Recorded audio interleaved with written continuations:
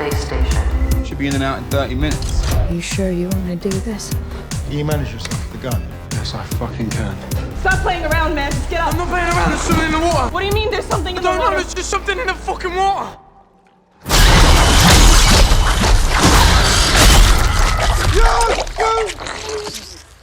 You heard it up top. We are taking a trip not to the Nostromo, but we are going to space. Where we're going up against those horrible Xenomorphs as we talk the new theatrical release Alien Romulus here on Normies Like Us with your hosts, Colin Hugger. Michael Morph.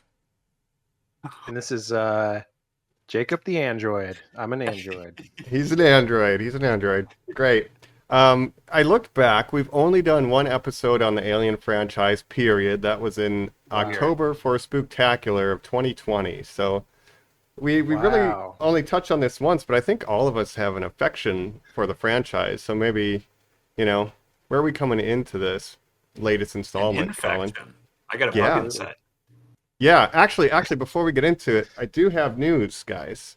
First of all, we're in a jumpsuit, good jumpsuit representation, right? And overall representation, Weyland-Yutani. But I have a son now. They've never done anything wrong. Yeah. And this is my child. I call him Little David. Chest? Yeah, he kind of fucked me up like on the way out, but I think we'll be okay. Oh shit! Okay. Yeah. Yeah. I know all the time I'm like, you have to watch these episodes. Well, guess what? Mike once again is making the level of you preparation. have to watch it. Yes. Yeah, like I really he popped out of my chest, and I think it's fine though. A bandage over your chest. You've got a little guy. A little guy. Yep. So if I could do this quietly, I'm gonna try to get him set up here. 1 second. By the end of this episode, Mike will be in a bra panties and going into hypersleep. That is the goal. So let's grab Jonesy. There we go. He's just gonna hang out here for the episode, and I love it. 3D print that, or was that something you bought? No, it came on my chest. No, I 3D printed and That's crazy painted it. Detail. Thank you. No fucking way. Did you really, dude? That is. I'm gonna say right now, that is the best print you've ever done, dog. That looks incredible. Not bad, right? Detail on it. The painting, it's so good. Yeah. Thank you. I'm learning better paint technique, but that's my little guy. But I printed that Sunday and then painted it today. So. What do we even say, Jacob? Like, what do we do from here? Like this one too. Little thing. Well, what do you got? Show this off. This is fucking lame in comparison, but I got this little. I don't even know what this is. It's like a little figure, but it's a xenomorph, and he's walking his pet face hugger. Oh, that's cute. Kind of looks like yeah. He's got a spiky head. Yeah, I don't like that he's on his phone. He's on his phone. He's walking his face hugger. It's sniffing a fire hydrant. It's very funny. Yeah. No, it is. I have a power loader behind me that we can't see. I have a little stuffed face hugger underneath me and my packed up stuff. Guys, look, I think we all just proved we fucking love this franchise. I'm very Xenopilled right now, yeah. We're Xenopilled. Absolutely. Yeah. Do you guys what was the first time you saw this, Mike? Alien? Yeah, just the franchise in general. Did you start with the first one, or did you see Aliens first? Yeah, good question. Aliens was like on the TV sometimes, but I never really got sucked into it all. But I do remember watching like behind the scenes of like Aliens and like how they made it, like on just Discovery Channel. Like I liked the production design and the creature effects, but I never really watched them until high school. Like I didn't watch Alien 1 until like maybe late high school, or even when I first went to film school. They just were kind of not on my radar. I was always Star Warsing it up, but now as an adult and recently this last year, I watched Prometheus and Covenant, the ones that I never saw. And so I finally caught up, and then now within the last 36 hours, I've watched 6 Alien films, 7 if we count Romulus twice. So I used to not be in, but I am all the way in on this franchise. I think it's great. But how about you? I always have to tell this story. I have said it before on the podcast, but my older brother went to a sleepover when I was 6 and he was 8. I was not invited. It was a kid's birthday. Where he got so scared because they showed Alien that in the other room, which was like the chicken room, they put on a much softer film to enjoy, Spaceballs, which of course has the very famous moment where an Yes. alien still pops Hello, my out and does the darling. little Hello, sing my and That's dance right. thing. Yes, it's a great. He came back the next day and explained to me, I saw the funniest movie ever made, and he explained it. It's a parody of Star Wars. And I said, oh, it's a cartoon. And he said, no. It's a movie. I was like, right, a cartoon movie. Because I could not wrap my head around making fun of Star Wars. And he told me Right. this scene with the alien. And that was my first exposure for sure. Ah, yeah. That Well, you should have little... known. I mean, it was made by your grand uncle, Mel Brooks. Right, that's right. right. He came over. He said, you remember that movie I made? Come on. hmm For me, I think, I may have seen Spaceballs before I ever saw any of the Alien movies as well, and saw that scene and maybe didn't understand that that was our reference to something and just thought it was some crazy sort of non sequitur And it's like gag. it's John Yeah. Hurt, Jacob. It's the guy doing it. Right. That's what's so weird about it. Yeah, Right. that is weird. As far as Alien, like, you can probably go back and listen to our October 2020 episode we did, and Mhm.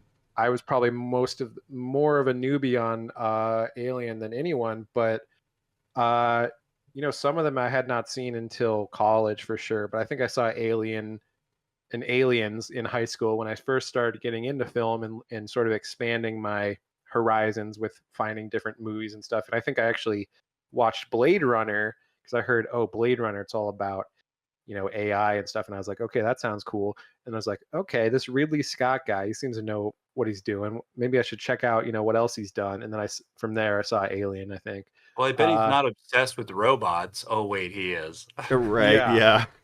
Absolutely. And I think, and there was a period of time in high school when I was buying DVDs all the time on I would go to what's that store called? I can't remember what it's called anymore. Best Buy. Best Buy, that's right. No. That's Uh, what you're FYE. struggling for. Yeah, that's what I was trying to think of because they went out of Suncoast business, right? Video. These were the places I was. Yes. No, I would go to Best Buy and I would look and see what DVDs they had. This was before streaming, and I had a DVD player. I was just getting into film, and I was like, I'm gonna try to just buy all these random DVDs that I don't know if they're any good or not. I'm gonna buy them so I physically own them, not even try to rent them for some reason. But you could get them for like $10 sometimes, like even less, certain movies and stuff. So I bought Alien 3 and Alien Resurrection on DVD when I was in high school, and I was like, okay, let's check these out. And I definitely started with the wrong ones, but eventually I did see Aliens in high school, and I was like, okay, this is pretty cool. And then of course, Prometheus came out when I was in college. I have a very funny story about that I could maybe tell. There was certain Colin's birthday. We were all going to go see it in theaters. It was maybe your 21st birthday. I was literally thinking in my mind it might have been. Yeah. Wow. Yeah. And someone got a little too drunk before the movie, and we had to sort of call off the movie going experience so we could take Colin home because he was not fit to sit in a movie theater. We made it to the parking. That's right. I don't know. Yeah, I didn't want to get too graphic with it, but 21st birthday type stuff. They say coming out of hypersleep. Yeah, it feels like a hangover. Yeah. But because of that, I never saw Prometheus in theaters. I only saw it when it came out on streaming and stuff. But I eventually did see it, and then Alien Covenant, of course. And so recently, I've been Xenopilled as well, and I've since last Wednesday, I decided, I was going to see Alien Romulus. I thought, how many of these Alien movies should I see beforehand? And I just started watching them, and I watched Alien, Aliens, Alien 3, Alien Resurrection.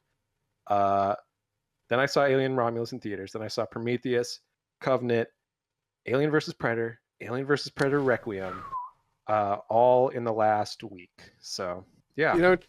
Truth be told, the first one of these I saw in its entirety could have been Alien vs. Predator. Like, that's entirely, well, besides Predator, but like with Alien in it, it probably could have been AVP. It's a 60% likelihood, I guess. Right. Well, that's my sort of blind spot, is that I had never seen the AVP movies until today. Nice. So yeah, I had seen bits and pieces of AVP 1, I think, when I was over at friend's house or something, but never sat down and watched the whole thing. I'm gonna try to contain my thoughts to Alien Romulus, which is of course what Right. we're talking about today. But Spill them all out. now I just want to talk about every Alien movie. Real quick before we dive into that film, Yeah. just to continue on our path for this franchise in general, I want to talk video games real quick because Mike, I Mhm. know you have an update in particular, but before we get to that, you two did used to play Alien Fireteam Elite Aliens together. Am I Fireteam correct? Elite. That's the Yes. title. Yes. Tell me just a little bit about that. I'm just so Yeah. curious. So we would play this game, me, Mike, and our good friend Adam, friend of the pod. Shout out Probably the Host biggest Ricardo Alien Day, fan that I know. Yeah. and Oh, guested absolutely. on our last Absolutely. Alien episode. So shout out Mhm. to Adam. Yeah. And this is Aliens Fireteam Elite, so it's more based on Aliens with the Marines and everything. But It makes me this- angry. You just corrected that. well, it's more of a action game than a horror game, right? But it's a squad based PVE shooter where you team up in squads of 3. For some reason, you can't have 4 people in a squad in this game, but we'd have a 3-person squad. You can pick different roles in the team and different weapons and stuff, and then you would go into these missions. It's very similar to Helldivers, actually, which is a game that sort of surpassed it in popularity, but similar mechanics. But basically, you go into these missions, which would last about 45 minutes, and you would run through them. You shoot aliens and stuff. And But it's not just all pulse rifles and flamethrowers. Like there are other. It's a lot of. I mean, it's all like canon accurate weapons. I feel like, or at least they look canon accurate. But there are a lot of different kinds of things. I would be the engineer. I forget what it was called. I think it was the engineer or something. I would be able to put down turrets and stuff. The technician, yeah. And the turrets are from Aliens, right? And then, it takes place after all the movies, I believe. So, and you span like every era. So there's like Prometheus era levels, you know, where you go to the engineers. True? Yeah. And then that's true. You kind of go through every era of the franchise, which is kind of neat. So, David is the big bad. You have to at the end of every level try to kill David. Well, they don't. I wish you have to kiss him. You know. I do. Yeah, I remember in the Prometheus levels there was like these basic like engineer zombies that you would have to kill, or there was like androids that you had to kill at one point. There was working Joes and stuff like synths. Yeah, you know that you had to kill. Synths. So the synth levels, pathogen levels, which is like the engineer stuff, and then regular xenomorph levels. So yeah, it was fun. I had friends reach out to me. Yeah, no, my friends that I played with, we haven't beaten the last boss with that group yet. And I told them like, yo, I watched Romulus. Like, should we play Fireteam again? So I'm gonna try to help them beat that boss this week. Yeah. Oh man, I would love to revisit that game at some point. I think once Helldivers came out, it did sort of surpass it because everyone was playing Helldivers. But in terms of PVE, it's fun. Is there a sequel coming out? Not that I know. No, I don't know. Okay. It's not it wasn't a super big budget game. It was sort of a AA game, but they did a lot with what they had. And they did release some DLC, some new levels and stuff.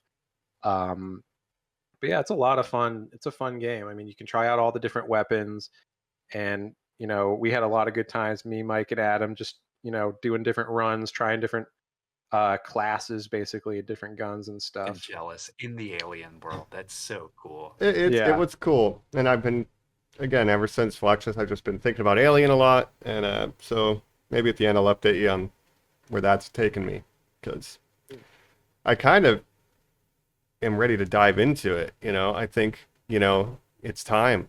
In space. Just one other thing I want to say. In watching all these movies, all these Alien movies, revisiting the whole series in the last week, I thought, you know what? This is a really good franchise that we can maybe in the future, once we're done with the Planet of the Apes, maybe we could do Aliens as our monthly series. It would be fun to revisit these. I mean, we're not going to finish Apes until probably February of next year. Yeah, we got so 5 more movies. Fresh for me again, so that's kind of perfect. Sci-fi. That's we usually try to bend genres, but I'd be down with it. Less problematic than the X-Men films. We can easily admit to that. So yeah, we could pivot. We talked about X-Men. I mean, there's a lot of possible potential future things we could do. I was also thinking we could maybe do like all the Alien and Predator, like all the connected Alien Predator universe movies. Fascinating idea, yeah. And if you want Michael Fassbender, we'll Fireteam Elite. Yeah. What's that? Predator should be a boss in Fireteam Elite. Yeah, Of- that would be funny. Yeah, The, you a do whole fight the alien Predator level. queen, of course. Yep. Sure. Yeah, so I Iconic. just enjoyed revisiting this franchise, culminating with Alien Romulus, which I went to see in theaters, and I'm excited to talk about that. Let's do it. There's something in the water. That's what I wonder about, like accents in sci-fi future where they all grew up on this mining planet. Why do they have different accents? You know? Maybe their parents, they grew up in a household. Their parents were from different parts of the world because they're like first generation. I feel like Yeah. their parents But if you came all there on grew up on the hypersleep. same mining planet and you can't leave, you think they would all talk the same? Yeah, I don't know. I like how Firefly does it, where there's like a future slang that's like Chinese Yeah. and English. Like that's cool, Dongma. Goram. Yeah, go around, dude. There's a world I don't know any. And that's a Wayland Yutani world too. That's That's right. right. It is. Let's All right. let's say that and bring it back in as we're Mhm. talking Alien Romulus here. The latest entry into the Alien franchise. I think 9. Is this 9 films that include Xenomorphs? Oh, is this without Predator AVPs? With the AVPs, it's 9. I think it's yeah, 'cause 9, there's yeah. 7 Wow. mainline. If you count Prometheus, because I mean, there's really technically not a xenomorph. I guess in the very end, he comes out of the engineer's body. That little guy. Yeah. Yeah. Xenomorph is what they call the little The white deacon? thing, but I hate that little guy. Oh yeah, Yeah. it's all right. Um, He's not around anymore. But yeah, so 9 of these. Yeah. I mentioned I watched all 6 of the none of the versus Predator ones, but I watched all 6, and I watched Romulus twice. Wow. But I still want to see it in IMAX. I had someone say, "Hey, we're gonna catch an IMAX today," and I'm like, I got to talk about it. I can't. I gotta. I'm busy. But how did Yeah. you guys see it? What was your experience? Well, Mike, I'll say I saw it in IMAX. Now, interestingly, if I had to break us up, not that this is what we all commit to, I would say, Mike, you're the 4DX king. Jacob, you're an IMAX man. I'm typically more of a 3D boy, but I don't really like IMAX that much, and I kind of maybe regretted Interesting. seeing this film in IMAX. But Really? Why don't you like IMAX? Just the screen is too big. It's too big. I can't handle it. I see. How about I think, you, Jacob? How'd you see yeah. it? Oh, please. Oh, go Well, ahead, for Jacob. me, it was the classic, early matinee. Head over to our old Cinemark and have a nice little matinee showing Saturday morning, which I like to do for the lower ticket prices. And what better way to watch a movie than at 10 in the morning? I love that you were holding it down for the old Cinemark, carry that torch, and the matinee, Yeah. by the way. If I do, I mean, I considered IMAX. I do like to see things in IMAX, and I usually go over to the old Regal for that. But I like to go to the Cinemark. It's cheap. It's trashy. I might get in a fight with someone in the Yeah, theater, yeah. but that's okay. Talk about that Right. soon. I saw this at I have recently moved back to my Mhm. hometown. I saw this at my childhood theater, the theater that was built Whoa. around me that I went to every time I went to see a movie, which used to be a rave, Jacob, but now is a Regal, which I have to imagine is why it has the IMAX capabilities. And just a weird quick note, I do remember the first film I ever saw at that theater was Hollywood Homicide starring Josh Hartnett, and it is weird that there's Wow. another Josh And you went to go Hartnett see movie Trap. currently That's playing right. Trap. Isn't that so weird? That is wild. crazy. M. Night. I mean, I'm a faculty man, personally. Faculty's yeah, good one. So I like to get my Josh Hartnett kicks. I went to the Alamo as usual, right? And they had face hugger fries with hatch chilies because of escape hatches, I guess. Right. They have but then a they whole had- alien thing. menu.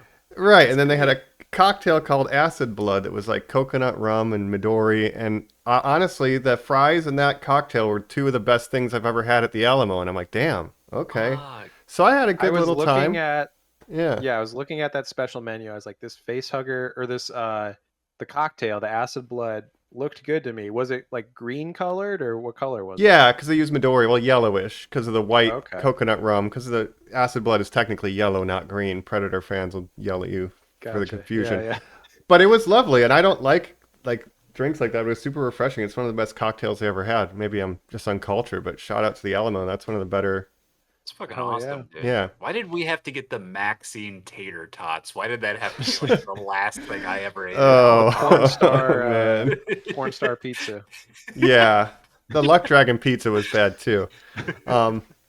Did you guys get a popcorn bucket though? Because I do think it's really funny that the alien popcorn bucket, when it's sitting in your lap, it just looks like a big alien peen. That's very funny to me. You shared the Yeah. coolest pictures of Yeah. what they've done for the tie-ins, whether it's like a pod full of facehuggers or a fucking Xenomorph's literal head you could just Yeah. like scoop like monkey brains the popcorn out of. But no, I did not get any. That The one's one a, that was like yeah, the tube with like the face hugger that's like breaking the glass looked pretty cool. and it lights up too. Yeah, Yeah. The last time I went to Regal specifically to try to get the Dune popcorn bucket, right. when I saw that in IMAX, they were sold out. So I was like, you know what? Fuck you, Regal. I'm not trying to get this popcorn bucket. Right, and It's the and probably the sold out alien anyway. head, yeah, it's the natural mate for the Dune Bussy. Right. And so if you can't have both, why have one? You know. And of course, shout out to Mike who did track down the D&D popcorn bucket, the absolute coolest one. Still, I did get that, That so was I'm good. pleased Yeah. with that. I just can't go to Regal, you know. But can't be around the public. It's too stressful. But I might pull some Osmandius. You know, look at my works in despair, some David action. Marvelous. Yeah, Maybe yeah, some Wagner. that's right. Yeah, but yeah, we really should do Alien monthly series because I just want Mhm. to talk about all those movies. you just want to talk but about especially one weird Romulus. character, yes. Ridiculous. Yeah. We love David. We love Yeah, David, don't we, folks? Not me. But yeah, I guess we walk our way into it then. So Alien Romulus, right? This is like a standalone film. It's like a betweenquel because it happens like 20 some years after Alien, but a little bit before Aliens. So it's yeah. kind of its own It's thing. sort of standalone because none of the sequels to Alien have happened yet, and these characters don't know anything about the aliens anyway, right? So they're all coming in new Yeah. to it. And there Yeah. is like an effort to kind of bring in themes from Prometheus and some of the prequels. And again, spoilers for Romulus, but we Absolutely. might be mentioning things that are tied into either any of those movies too. Very good point, Mike. Yeah. Specifically, Just be this aware. film, let's say, rated R. It's the latest entry, like we're saying. It's Fede Mhm. Alvarez, the guy who directed Evil Dead, Don't Breathe. Yeah, Much very good smaller- horror director, very I good really horror liked Evil director, Dead. taking it back to its Love horror Evil Dead. roots. You know, Love Don't Breathe. Absolutely, Yeah. Jacob. It's a small film in that the cast is not necessarily made up of notable people. We'll talk about them in a little bit, but I also just really want to point out, guys, this was shot to go on Hulu. And then Wow. after the success style. of Prey, yeah. they decided, no, this has to go into theaters because This just it is tells me marketed. that Prey would have made so much money in theaters. They really missed out on an opportunity because this movie has already made like 180 million in the opening weekend, so it's doing. It had an pretty $80 well. million budget. China. Yeah. Yeah. Re-release Prey in theaters. People will go see it.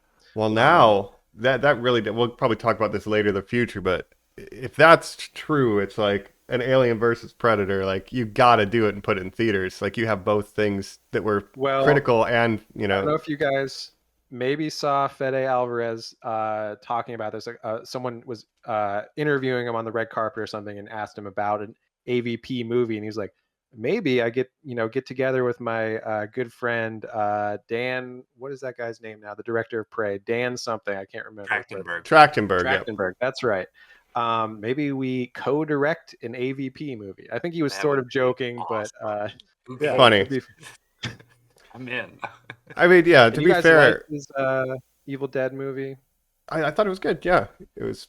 I liked it. I- I like Evil Dead Rise better, the newer Evil Dead movie, but I yeah. keep getting hurt by people in my life who say that. Why do you people keep saying that? That movie is not better than the Evil Dead fucking Rise? Jane Levy movie. Yeah, it's. I don't know.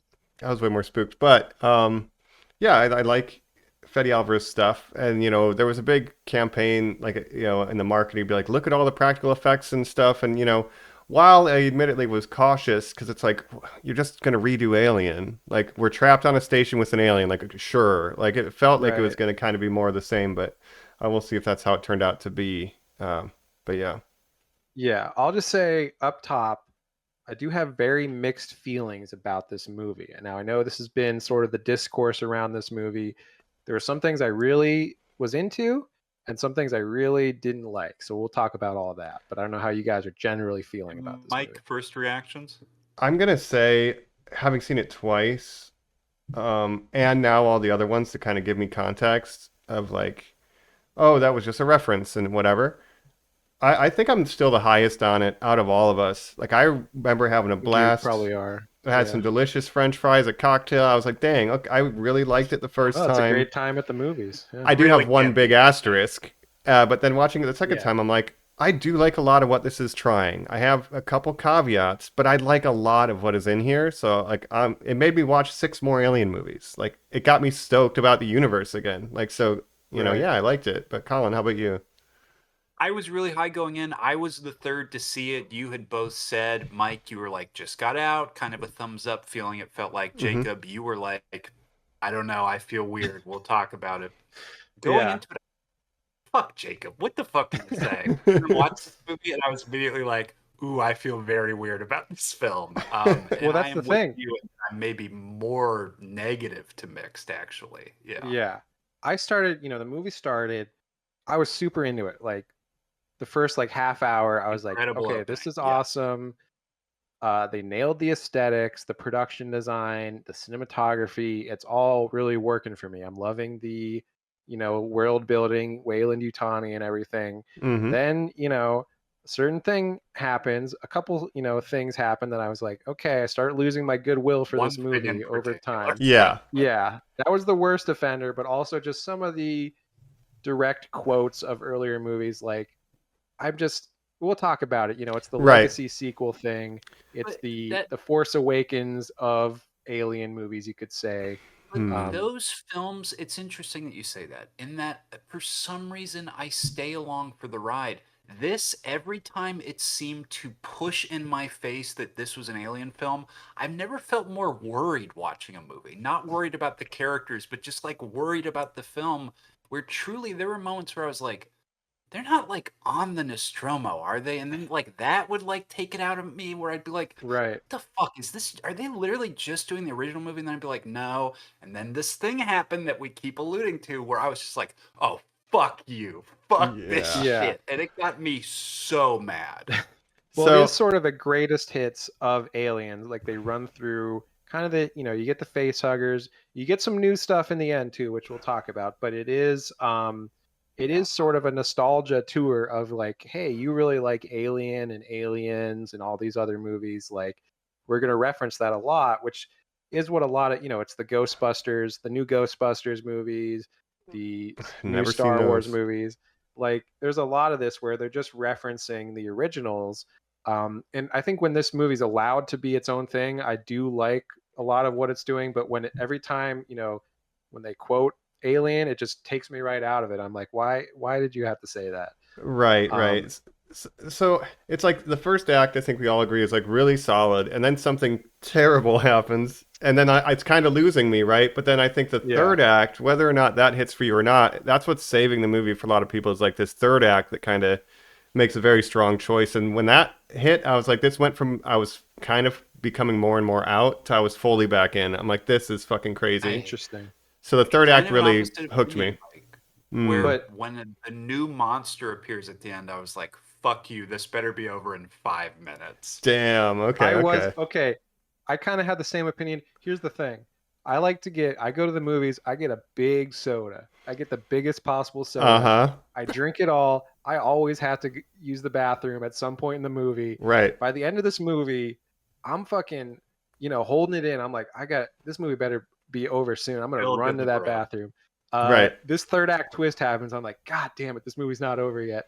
No, I was truly kidding me how much longer. And I hit pause and I was like, okay, I guess. Or I'm sorry, not pause, mentally, yeah. Yeah. I see.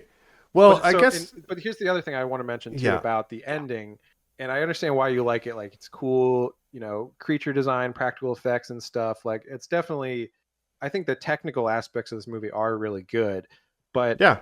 I think also having seen all of these Alien movies beforehand, they were all very fresh in my mind.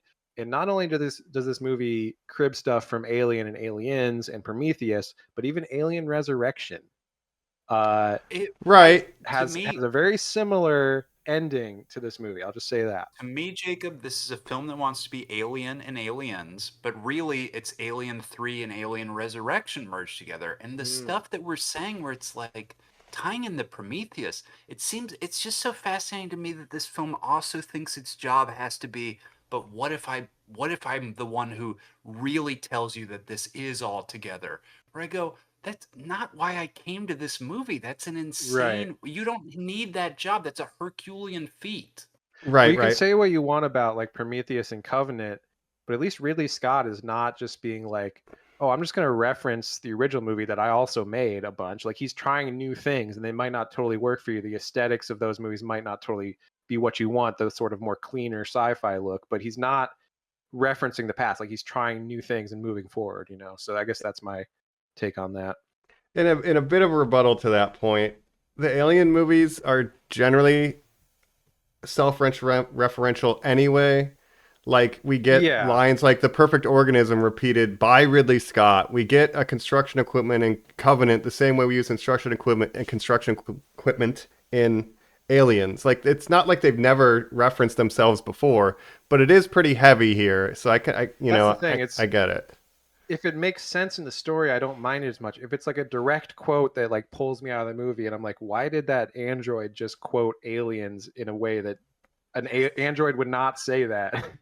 And he's even seems confused by why he's saying it. But yeah, so Yeah. I'm with you there. Let's just say spoilers. Let's lay out like the basic premise and just kind of go, right? Yeah. We have this group of young people who live, they're like on a generational kind of mining colony. The corporate people are extending their like, oh, I made my quota, I can get off the planet. And they say, oh, worker shortage. You're never getting off the planet. It's kind of abusive cycle. So they kind of hatch their own plan to dip when they discover there's a satellite spaceship above them that might have cryopods that they could then take their janky spaceship, but at least make the journey to a cool planet. So their plan is to go up, get some cryopods, and get the fuck out of And of course, indentured servitude. yeah. And this is hitting the themes of, you know, Weyland-Yutani corporation is bad, which is obviously a theme that is huge in Alien and Aliens, like all the movies. Like Weyland-Yutani is this evil corporation in the background at all times, doing whatever's best for the company, right? Mhm. Sacrificing What I human want them lives to for say profit. now is it should say Weyland-Yutani, a subsidiary of Amazon. Damn, right? Yeah. Jeff Bezos is basically Guy Pearce in Prometheus. Right. But so yeah, the cast Yeah, real sorry. quick. We have Kylie I do wanna Spaney talk as about this. Rain. Yeah, go if you Kaylee want to pitch Spaney. it. Yep. Yeah. Well, because it is mostly no-name people, but the Mhm. star, Kaylee Spaney, is maybe not a no-name to a lot of people, but she's having a breakout year now where she has come on the scene. I mean, she's been acting for like a couple years at least. Her first movie was actually Pacific Rim Uprising. That's right. No, it wasn't. Yes, it no one was. started that movie. That Friend of- movie With was John AI Boyega? generated. Friend of the Yeah. show, X Kaita, leaned over. We were watching the movie together, and he says, "That's Pacific Rim." I was like, "Oh, okay." Of course, he would know her from that movie. Yes. Absolutely. Classic Ex Kaita. But Yep. so she's been acting for a few years. This year truly is her breakout. She was in Priscilla, which is the Sofia Coppola movie about Priscilla Presley, wife of Elvis Presley, which got some awards buzz. Then she was in Civil War, Alex Garland's Civil War, which neither of you have Oh, wow. seen yet, right? Mm-mm, So not that yet. was where, I saw it a couple months ago. Wasn't hugely hot on that movie, but I was like, the acting is great. Kirsten Dunst is incredible, and Kaylee Spaney, this newcomer, I was like really impressed with her. And so now I'm seeing this, and I'm like, this girl, she's going to be a star. I think this is her breakout year. She's becoming a star. Yeah, I didn't think any of the performances broke out in this film, honestly. interesting. Well, interesting. I'll tell you, the second lead, David Johnson as Andy, her brother / android. I thought his performance was really, really good. Yeah, I don't know. I liked him as well. Those are the two that I really liked. I He mean, delivers other the people worst were line in fine, the movie, but Yeah, other than other that, than he that has a great line. performance. Yeah. I liked, It's incredible how little sympathy I have anymore, and that I just found him to be the most frustrating character ever. Obviously manufactured that way, but the Yeah. number of times, literally by the end of this film, I was like, "We're resetting him for a 6th time. You end this movie now." Well, You I do get always several like resets. I'm always interested in what they're doing with the androids in all these movies, right? And it has you have a great track record of, you have Ash in Alien, you have Bishop in Aliens, you have Winona have Rook. Ryder, Yeah. Oh, geez. you have of course our favorite David and Walter, Michael Fassbender. Mm-hmm.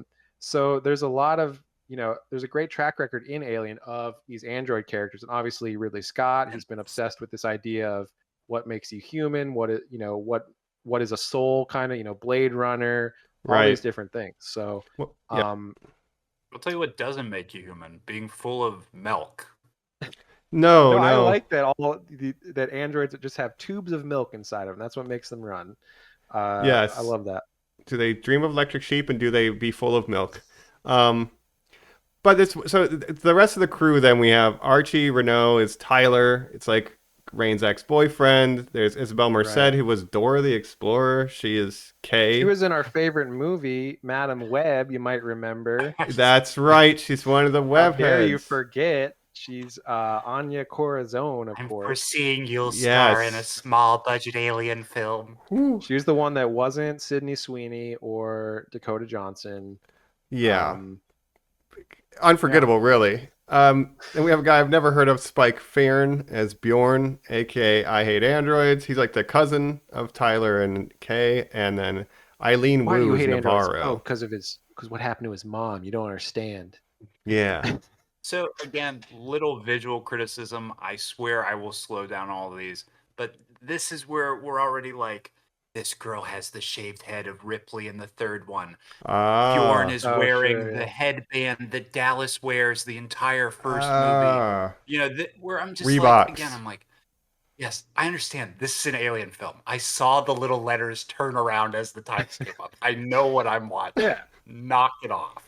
It's very homage-y, and even the production design, which I love, like the used future, the way they have the spaceships with the buttons and stuff. I feel like that was never really done like it was in Alien after that first movie. Even in Aliens and stuff, like they went a different direction with the aesthetics of everything, and this movie really hones into this looks like Alien, which I appreciate. Have you seen because Alien? I love We're Alien. that movie. Yeah.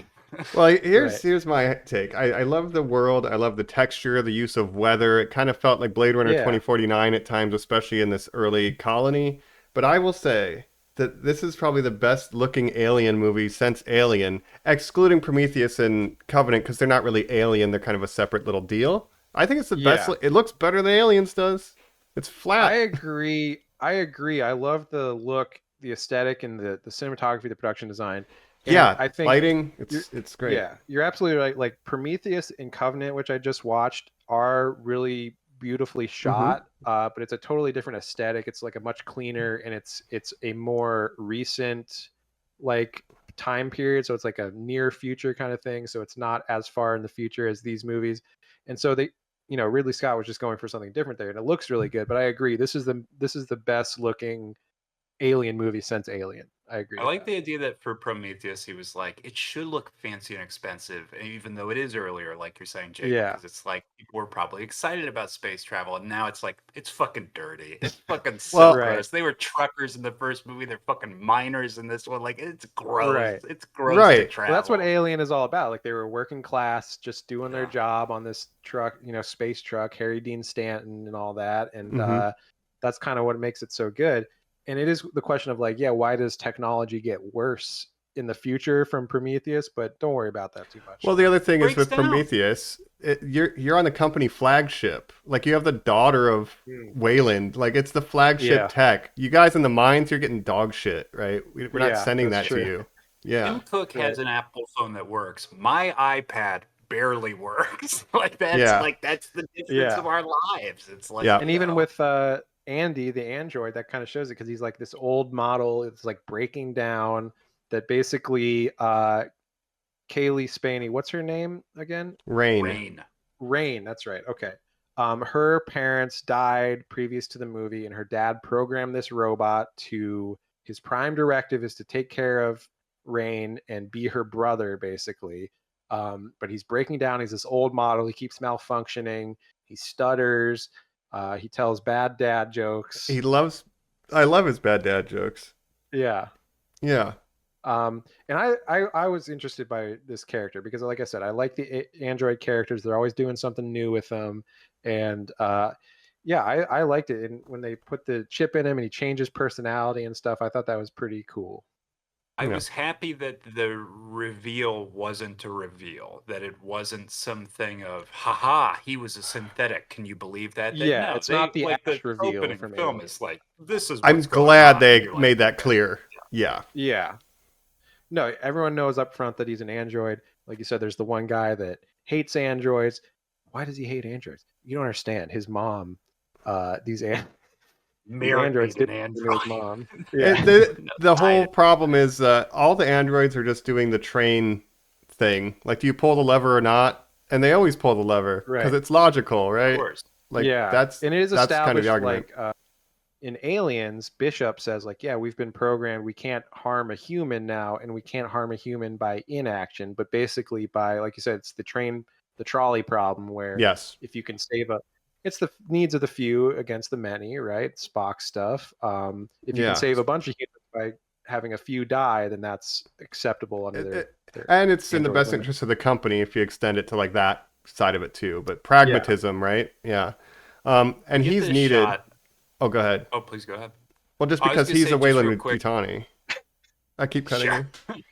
The prime directive that we realize that all these robots have is protect Weyland Yutani, but him Yeah. in particular, he's protecting this young girl, Mhm. Rain, who he considers his sister. They act like brother and sister. Yep. And my favorite early shot as they're leaving this world is when she's really weighing the profession or the job that they're about to take of, can I do this? They want him to do this thing. They basically only want me for my brother, that he can talk to these computers or whatever. And she's really weighing it and going back to the mines. And she turns around. We see these dirty old miners getting ready who still have the canary in a cage trick. They're Right, still doing yeah. the, Mhm. hey, you know what? If we're going to die down there, the bird dies first. We have robots and we're still making these people like hold birds that die. Yeah. But yeah, we get some background, like people are dying from diseases, lung diseases and stuff from working in these mines. They're trying to get off this planet to another planet, like you said, but it's so far away that you need cryo sleep to make the journey. So they need these cryopods that are on this abandoned station. They need Andy the robot because he can access Mother, the computer, and open the doors and stuff. And yeah, they want to get out of there. They want to get to a different planet. But what we also learn is that this planet they're going to is outside of Weyland Yutani control, and they don't allow AI. They don't allow androids. So in doing this, she would have to sacrifice her brother basically and say, "You can't come with us, or we have to decommission you, or something." Right. And she's kind of hiding that from him. You know, oh, I can't wait to see the sunrises. I hear they're great. I can't wait to see them with you. It's like, changing the Yeah. subject. Yeah. And you can't, that's you kind can't of help but feel bad for this android because he's so like, just like pitiable. Like I can. he's getting just bullied. that I'm just like, yeah, push him to the ground. Dang, we got a Bjorn head. All right. He's having like an Yes. android seizure when he gets pushed down and stuff, where he has to be I reset. love the posture for the resetting, what he does with his hands and the Mhm. eyes Yeah. rolling up and having the W for Weyland Yutani in them. Right. Yep. Those touches like that are nice. Again, the attention to detail and production design and stuff like that is good, but also, but I guess so. We it looks like it's going to be easy. We learned there's a gravity problem where the ship is constantly purging its gravity, artificial gravity. So they do this floating thing that'll be paid off later. But it turns Right. out the pods don't have enough fuel, so we must go to where there's more cryo fuel, which is a cold storage room. And when we're trying to get the Right. cryo fuel, hijinks ensue because what's being stored in there, and that's kind of where this thing kicks off. Yes. Well, of course, this is this abandoned space station. That's the Romulus and Remus station. There's one half that's Romulus, one half that's called Remus, which is the Greek brothers, of course. Mhm. Raised First by of all, I was wolves. thinking, Ridley Scott. yeah. Just saying. You know what? I need to check out Raised by Wolves because I hear that's a lot. Like if you like Prometheus and stuff and the idea of like that kind of thing, Raised by Wolves is sort of a continuation of those themes. If you like androids, boy, have I got a show for you, Jacob. That's one I need to check out. Yeah. It's like his son-in-law created that, and he's like, "Oh yeah, I love that idea. I'll put my name on this." Like, Yep. okay. Yeah. I love Ridley. I always Has a see, lot of you know, those he's themes, made though. some bad movies, but I'll see any movie that he makes. I don't even care. But yeah, so the Romulus station, of course, I'm thinking Romulus, where are the Romulans, right? That's the number one Right. thing I'm thinking. Where's where's young Tom Hardy, clone of Picard? Right. And then the second thing I'm thinking Banner. is when I hear Alien Romulus, is my Succession heads will know. There's a character named Roman Roy, which is the Kieran Culkin character in Succession, and his dad Brian Cox calls him Romulus in that show when he's like mad and he's like Romulus. So I was thinking Alien Romulus, like when's Kieran Culkin going to show up? Well, you know, Fair. Succession heads will get that, you know. So, Prometheus, obviously a Greek myth, the god Prometheus, or the demigod who brought fire to humans. We'll talk about Promethean fire, which is literally something somebody says in this film. But what is this? Why the Romulus and Remus thing, Jacob? What does this say about this station? I don't know. Yeah. Called Alien Romulus. Yeah, Romulus and Remus were like twin brothers that were like raised by wolves. And I don't know what thematic significance it has with this movie. It doesn't really seem to have any other than that's just the name of the station, but maybe you guys can extrapolate on that. I thought it was similar to Cain and Abel, where Romulus and Remus, one of them founded Rome, and then one brother tried to kill the other brother, that kind of thing. So my guess is, okay, we have a good android and a bad android. Like, that's maybe a rough illusion, you know? Okay, I like we have that. good cousin and bad cousin, maybe. And then what is the role of family? She's going to sacrifice her own brother for her own shit? Like, that seems very Romulus and Remus, you know, if you think about it like that. You know what? That's true. I didn't think about that. Yeah. Romulus and Remus, they were suckled by the she-wolf, right? And they founded the city of Rome, but then Romulus killed his brother Remus. So I didn't think about it, with the brother. The she-wolf is the Weyland-Yutani Corp. It's toxic for her and Andy. And then she'll sacrifice him for her Rome, which is this planet where you can see the sun. Okay, we got a theme. Okay, I like that. All right.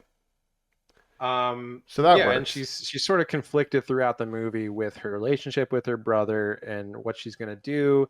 And of course, because she puts this, so eventually, not jumping ahead too far, but they get stuck in this. Some of the characters get stuck in this cold storage room. The door closes.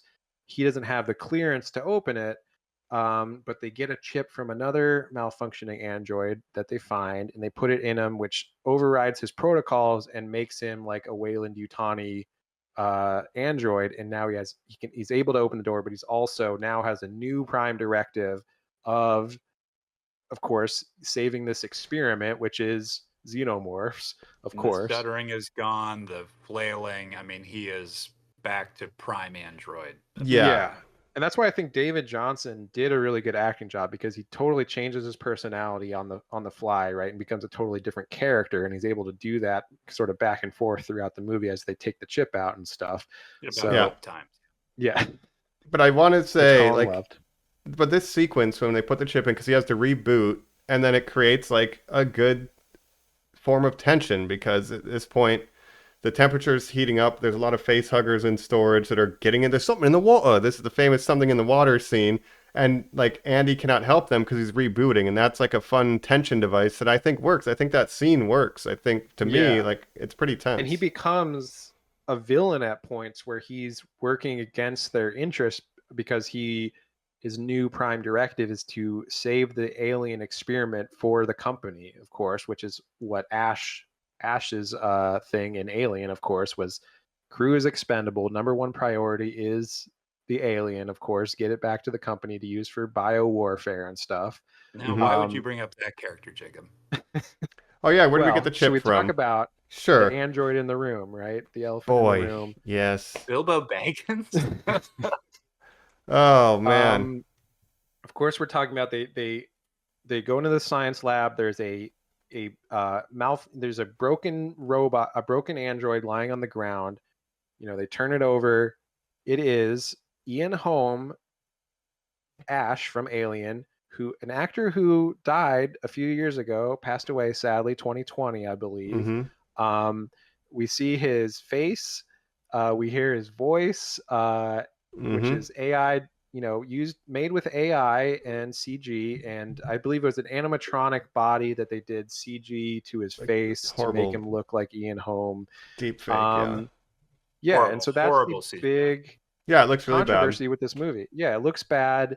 I mean, I think it's worse than the Rogue One stuff because, I mean, Princess Leia may have looked worse in Rogue One, but she was she was only a cameo at the end, 5 whereas seconds. they keep Right. cutting back to this character. He's the main antagonist, the main like non-alien antagonist of this movie that he becomes because he is like Ash in Alien. He's working against these people essentially. Choose to have a dead man deliver most of the exposition and be the antagonist is one of the most bold choices I've ever seen in cinema and an absolute disaster in my opinion. Yeah. And yeah, this is and this what has been talked about a lot.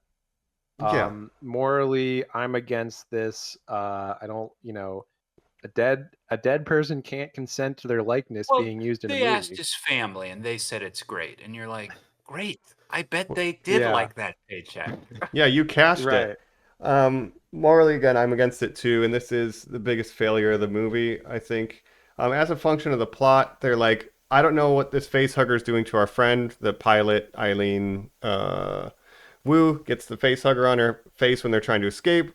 Fun chase, but they're like, we don't know how to do it, but maybe this android does, and that's why he's brought into the fold and able to manipulate things. But it could have been any other robot, not even a named one. Just, I'm in charge of this facility. Yeah. It's me, new android. It's so unnecessary, which is the big thing. It didn't need to look like Ian Holm. It even could have, first of all, you could have casted a actor that looks like Ian Holm. That would have been better to me. You could have casted a different actor. It didn't have to be an Ash model or whatever he's called in this. Yeah, just say you downloaded data from Ash bishop. Or whatever. His name is Rook. It's a bishop. It's a chess metaphor. It's right. Yeah.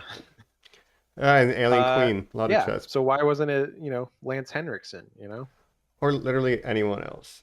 Like, it could have been a different actor. model. Like, it's established that there's different models of androids. They don't all look like Ian Holm. But you just reminded me, Jacob, because I have not seen Aliens as recently as you two have, but the line Lance Henriksen has of, oh, you were with an Ash model? We got rid of those. They're crazy now. We're good. We like humans. Is the implication that in this year, they're the only androids look like Ash? Because, no, we know David. No, because even before that, you had David and Walter. And Walter. Michael Fassbender models. So there are different models that look like different people. The big twist, sort of the twist of Aliens, is that, of course, Ripley hates androids from her experience in the first movie. She meets Bishop. She's distrustful of him at first, but then eventually she finds out that he's a good android. So that's kind of the twist of that movie. Right. And he comes back in 3. It could have been it was so unnecessary to have Ian Holm. It's only for the nostalgia of being like, oh, remember Alien? Remember this character? So did you guys know about this? No, they kept that under wraps. I had no idea, unless Jacob knew. I just heard some stuff online. I wasn't looking because I was trying to avoid spoilers, but I did read about some kind of a character from one of the earlier movies being brought back, their likeness brought back, and it's an actor that had passed away. So I was like, okay, that I don't like any of that.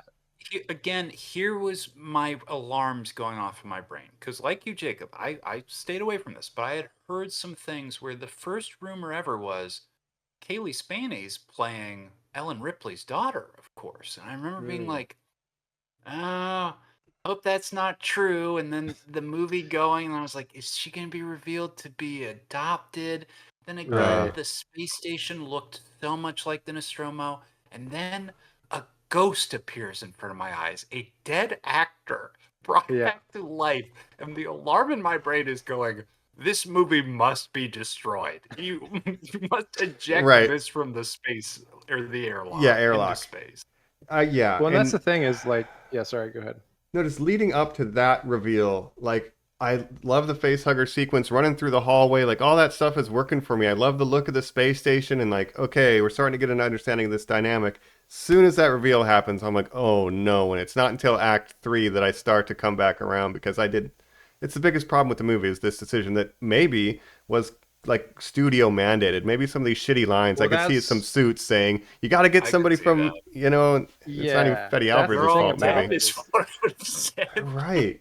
And nobody It's watching this would give a shit. Like somebody who's never seen an No. alien movie isn't going to react, and we're not going to react positively. Why did you do that? Anyway. that's the thing is that I don't know. Fede Alvarez, we were talking about. He's a good director. I can't think that he thought this was a good idea. Maybe he did. I don't know, but I feel like you're right that it was a studio thing of being like, look, we need to do this because this is going to be people are going to love this, which is totally reading the room wrong. I don't know how anyone thought that would have been would have gone No. over well, but Fetty didn't yeah, put Ash from the Evil Dead in Evil Dead, but a funny thing to do would be right, put Ash, play Bruce Campbell as Ash in this. That's brilliant. yeah. Not really. That'd be terrible too. I'm joking, I but would actually like that. It's like if you're going to have this nostalgia, like member berries and stuff, like why are you using Ian Holm who passed away? Like Sigourney Weaver's still alive, like Yeah, Lance but Henriksen. Kodo's dead. Harry Dean Stanton is dead, dog. I don't. This Yeah, is the only character who can be like the weird immortality of synthetics, I guess. But then you're just like, what is this? even if could you're have been going to Michael go Fassbender. right, right. Like you Yeah. could have just I logged into the computer and I heard an audio log. Like you don't have to do the whole reanimate someone from the dead. We just need the exposition. You could have had Andy like triple dip and play like here's a version of you if you weren't a busted ass robot and you're actually running a science facility. And that way he's It talking to almost himself. I don't know. that I agree that all make and that's almost like Evil Dead. You're playing a recording mic, but it almost feels like they bailed on Andy being the villain. And they were like, well, he needs to be more sympathetic. So what if it was a different robot? Well, what other robots do we have? Well, we have the ghost of Ian Holm. And you're like, well, Yeah, who that was their suggested first that? What are choice. you talking about? Yeah, and the It other thing, reeks it of doesn't even studio. make sense if you think about it, because in Alien, the big twist is that nobody knew Ian Holm was an android on the crew. Like until the reveal Right. of him being an android, they thought he was a person. Mm-hmm. So why would He even there be like a says, I was the mass-produced? science officer. So he's Yeah, playing the same gambit, Jacob. He was lying to this crew. Because let's rewind real quick. Yeah. The yeah, start of this film, to really kick off how this movie opens, is they find the wreckage of the Nostromo in, we imagine, like 10 years before this movie takes place, maybe 5 years before this movie takes place or something, I mean, right? they say Ian Holm Ghost says like they searched for 15 years or 17 years to find it, and then they did. So they were looking I for like believe they 15 years. so Ripley blows up the Nostromo, but she escapes on the shuttle, and then there's an alien. There's the third act twist of the Xenomorph is on the shuttle with her. She ejects it from the shuttle, so they're looking for that Xenomorph that was floating in space For to 15 get its years. tissue or Now, whatever to what is this? recreate. They find the fossilized version of the big chap, the nickname that they give that Xenomorph. Yeah, I'm sure they take its body and use its cells or whatever to recreate it in the science lab. So here's what's I don't know how they get like face huggers and stuff like that. No, but- this Well, is where the he says we're 3D printing them from the vial of black goo that is their blood, which we know is Promethean fire, the Right. cocktail of life. And truly, again, I'm going like, God, strike this screen with lightning. right.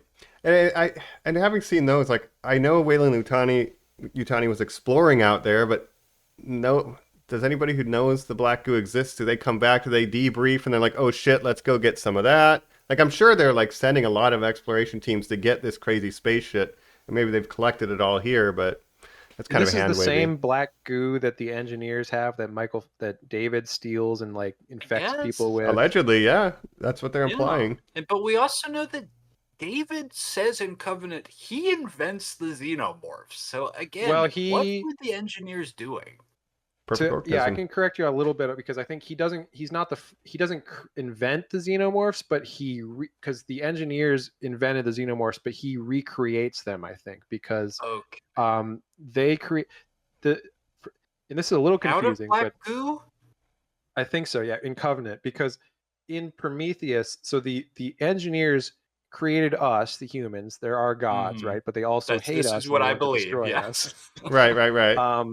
And they created the Xenomorphs to be a perfect bioweapon because they infect whatever host and become a parasite and then are born Right. out of them and then kill a bunch of other people. So the engineers a long time ago, I think, created the Xenomorphs and then died off. And then so in Killed Prometheus, when David themselves. gets the black goo, then he goes to the other planet in Covenant and he's doing all those experiments and stuff, and he recreates the Xenomorphs. So he's got like drawings of mosquitoes, and you're telling me Yeah. that like eventually he was like, and then of course I cut up all these little bugs and I made black goo, which we all know Right. what this does.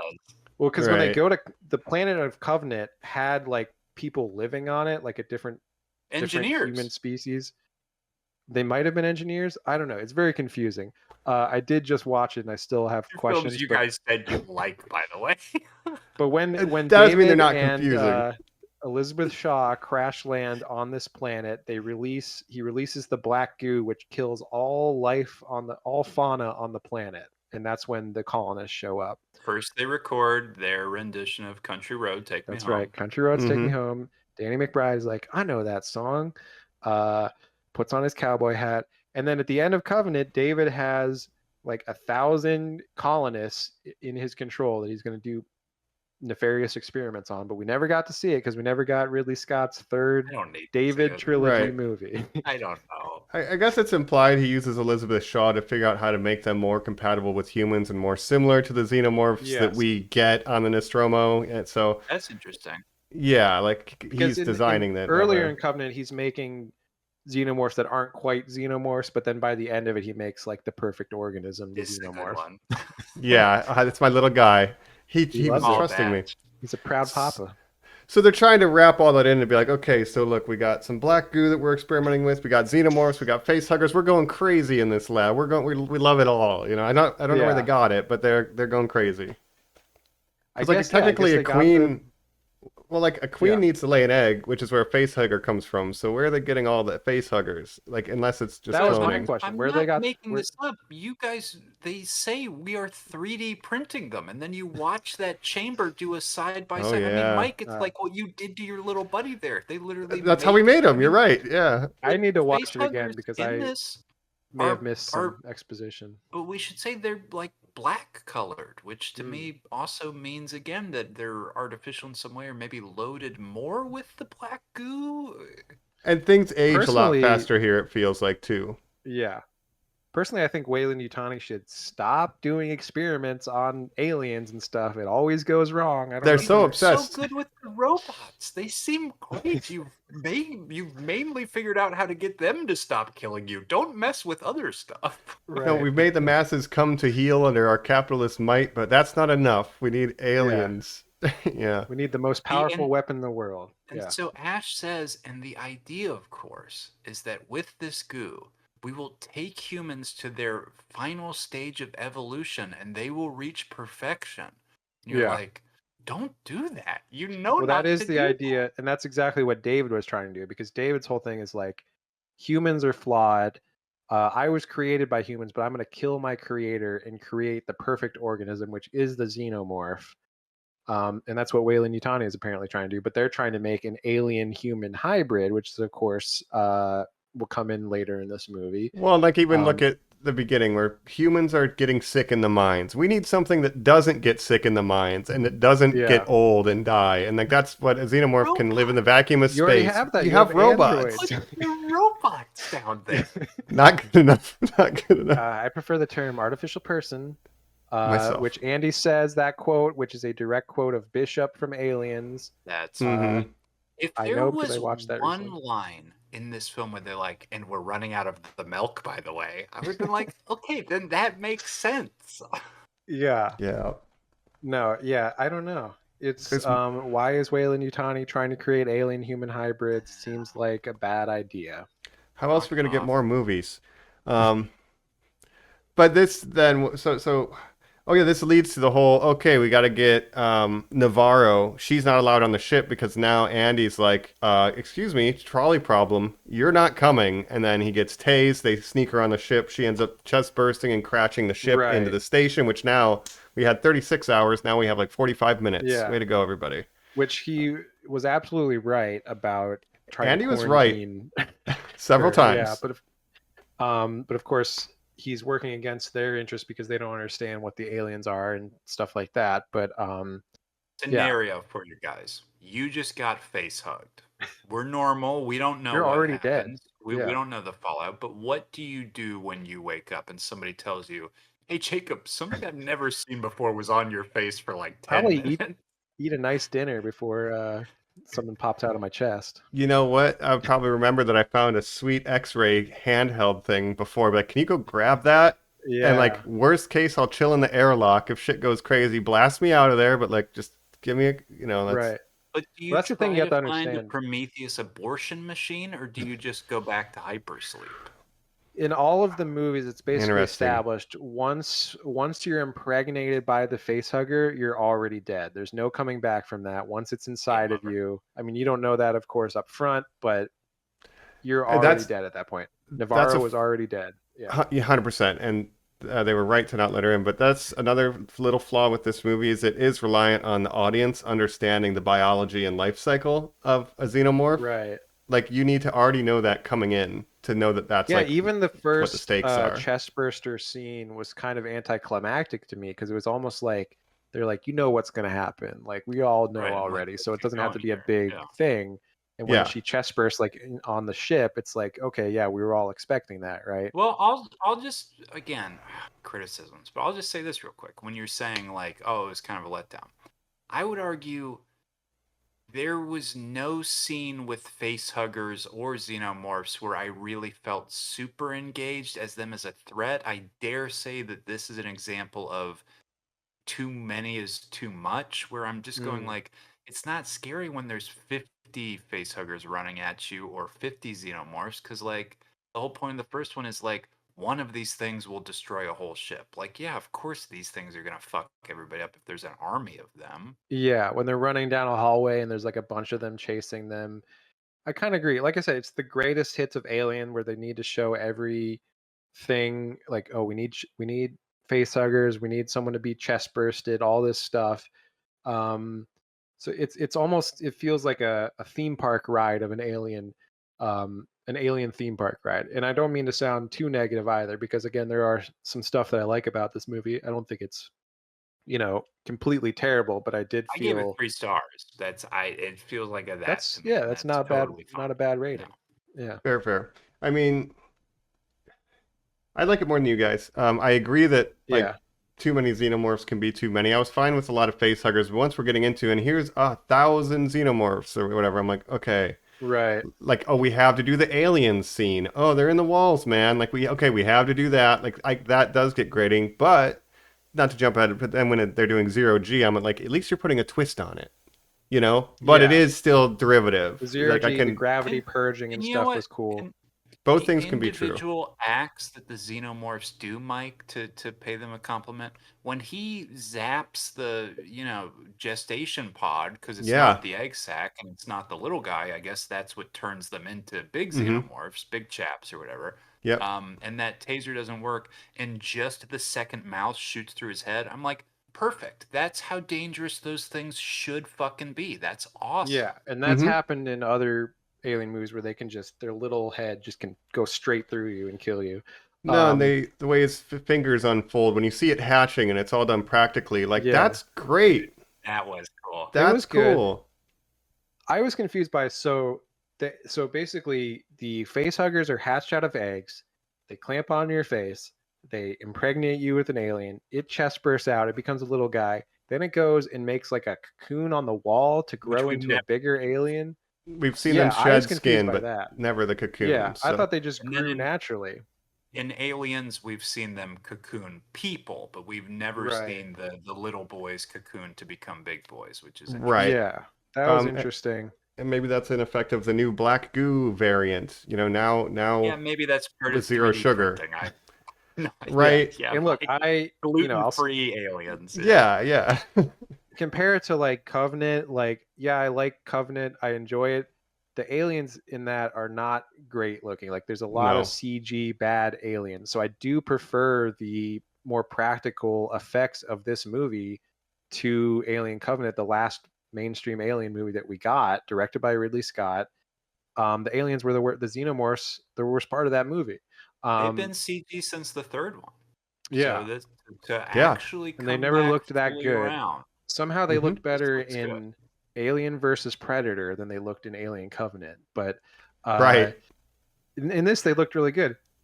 My only problem is when they're fighting a bunch of, like, when there's a bunch of them and she has the gun and they're like, well, you can't shoot because it's gonna like blow, it's gonna depressurize this fucking station, right? If you blow a Mhm. hole in the wall.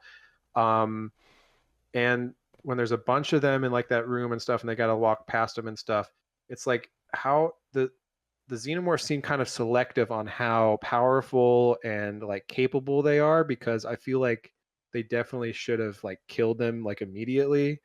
And she has that gun that's like 450 bullets in it that seems to last, longer than that. I don't Oh know. yeah. It was just some selective, like, I think if those Techno xenomorphs really tried, they could have killed them easier. I don't know Yeah. how you guys feel about that. Little plot armor. I don't know. I'm a little bit rule of cool on it. Like I can forgive it. Yeah. I say there's moments in this, like even when it is like, oh, you probably could have like. I think Aliens is like more guilty of honestly mediocre action scenes.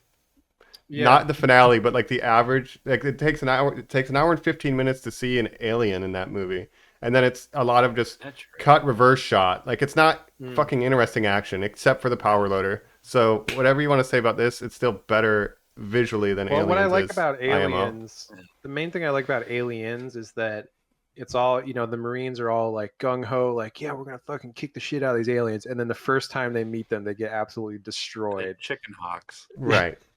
Yeah, so it's kind of funny just to see all these all these Marines just get destroyed. And then it's a But I submarine agree movie that- for another hour. Yeah. Yeah.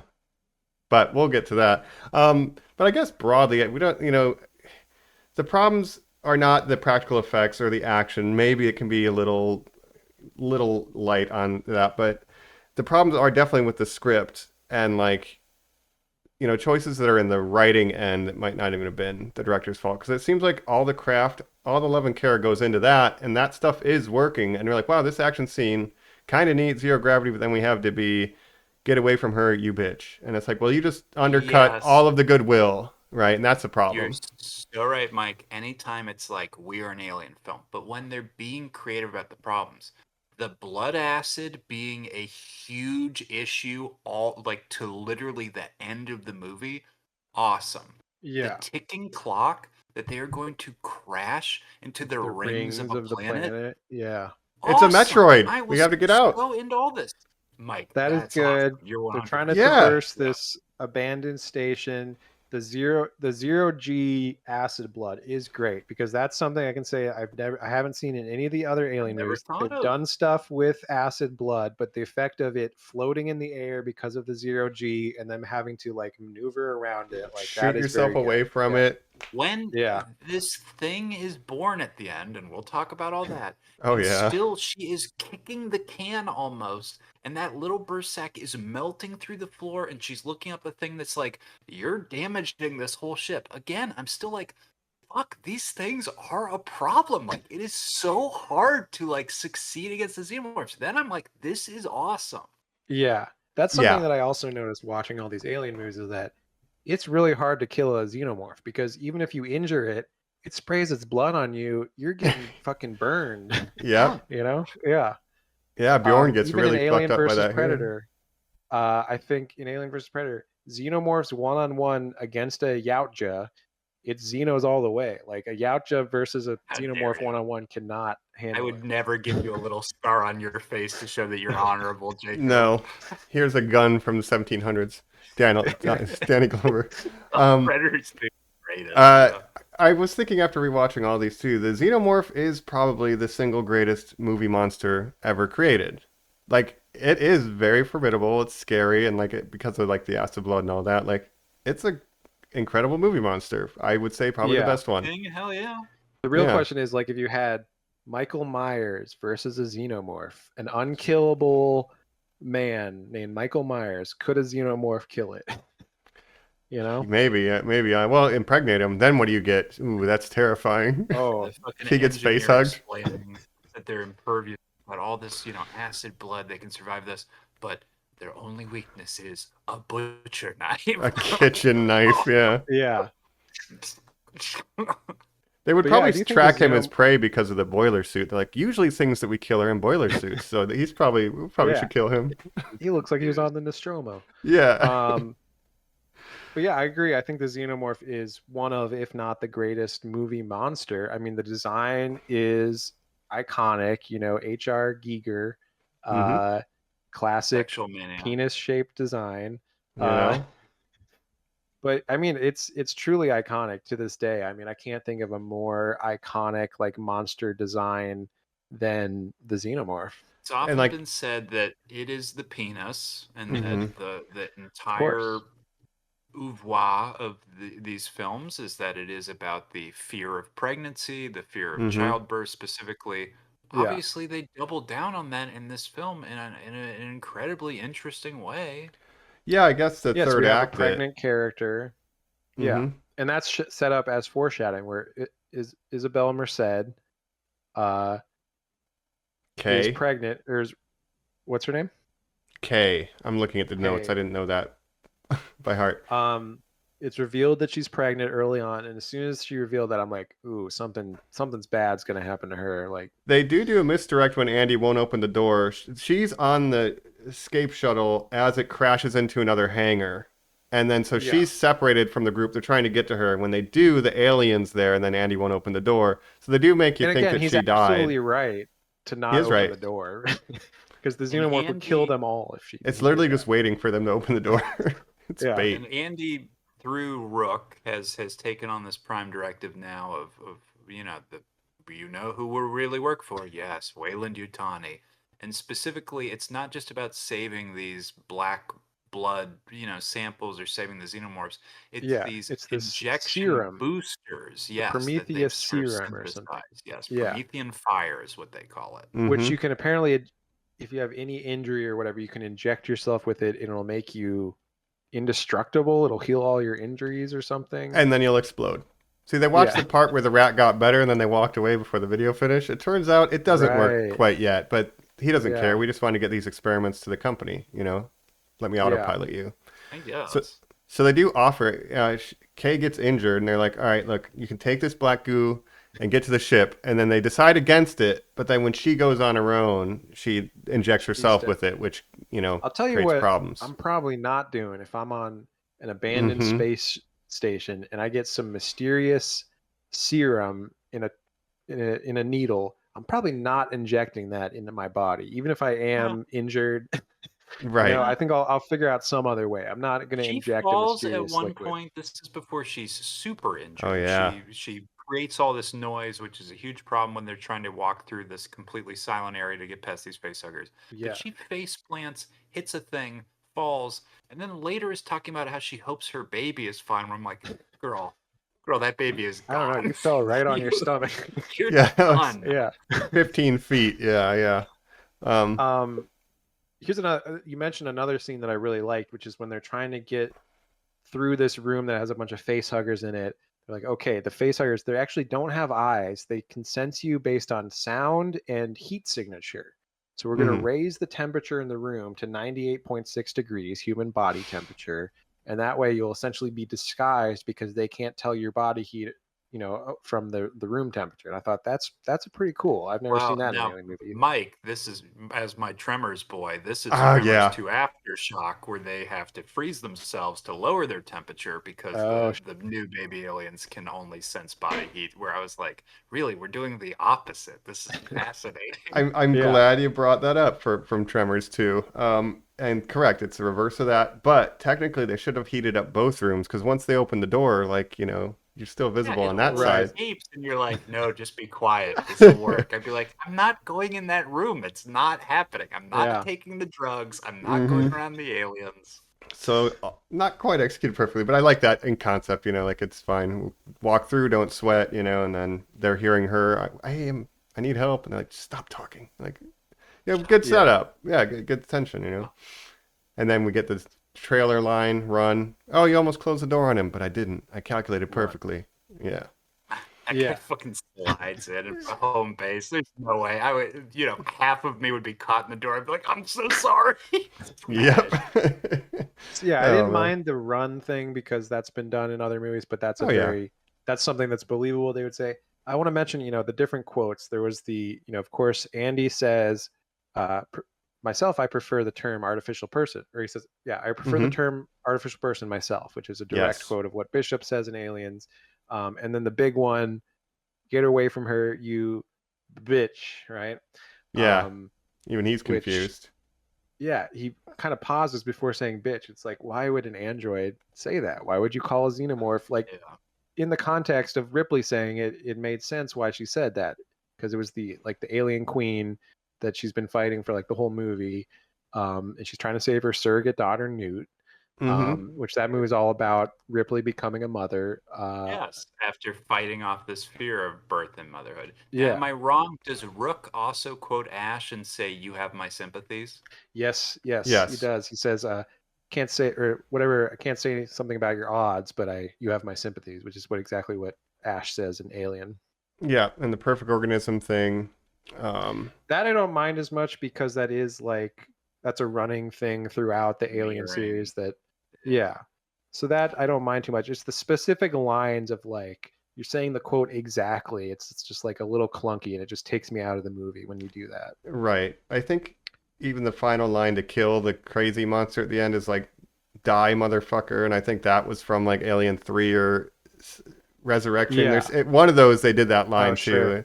It's like, okay. For some reason, it doesn't bother me like in AVP when Santa Lathan says, "You're one ugly mother."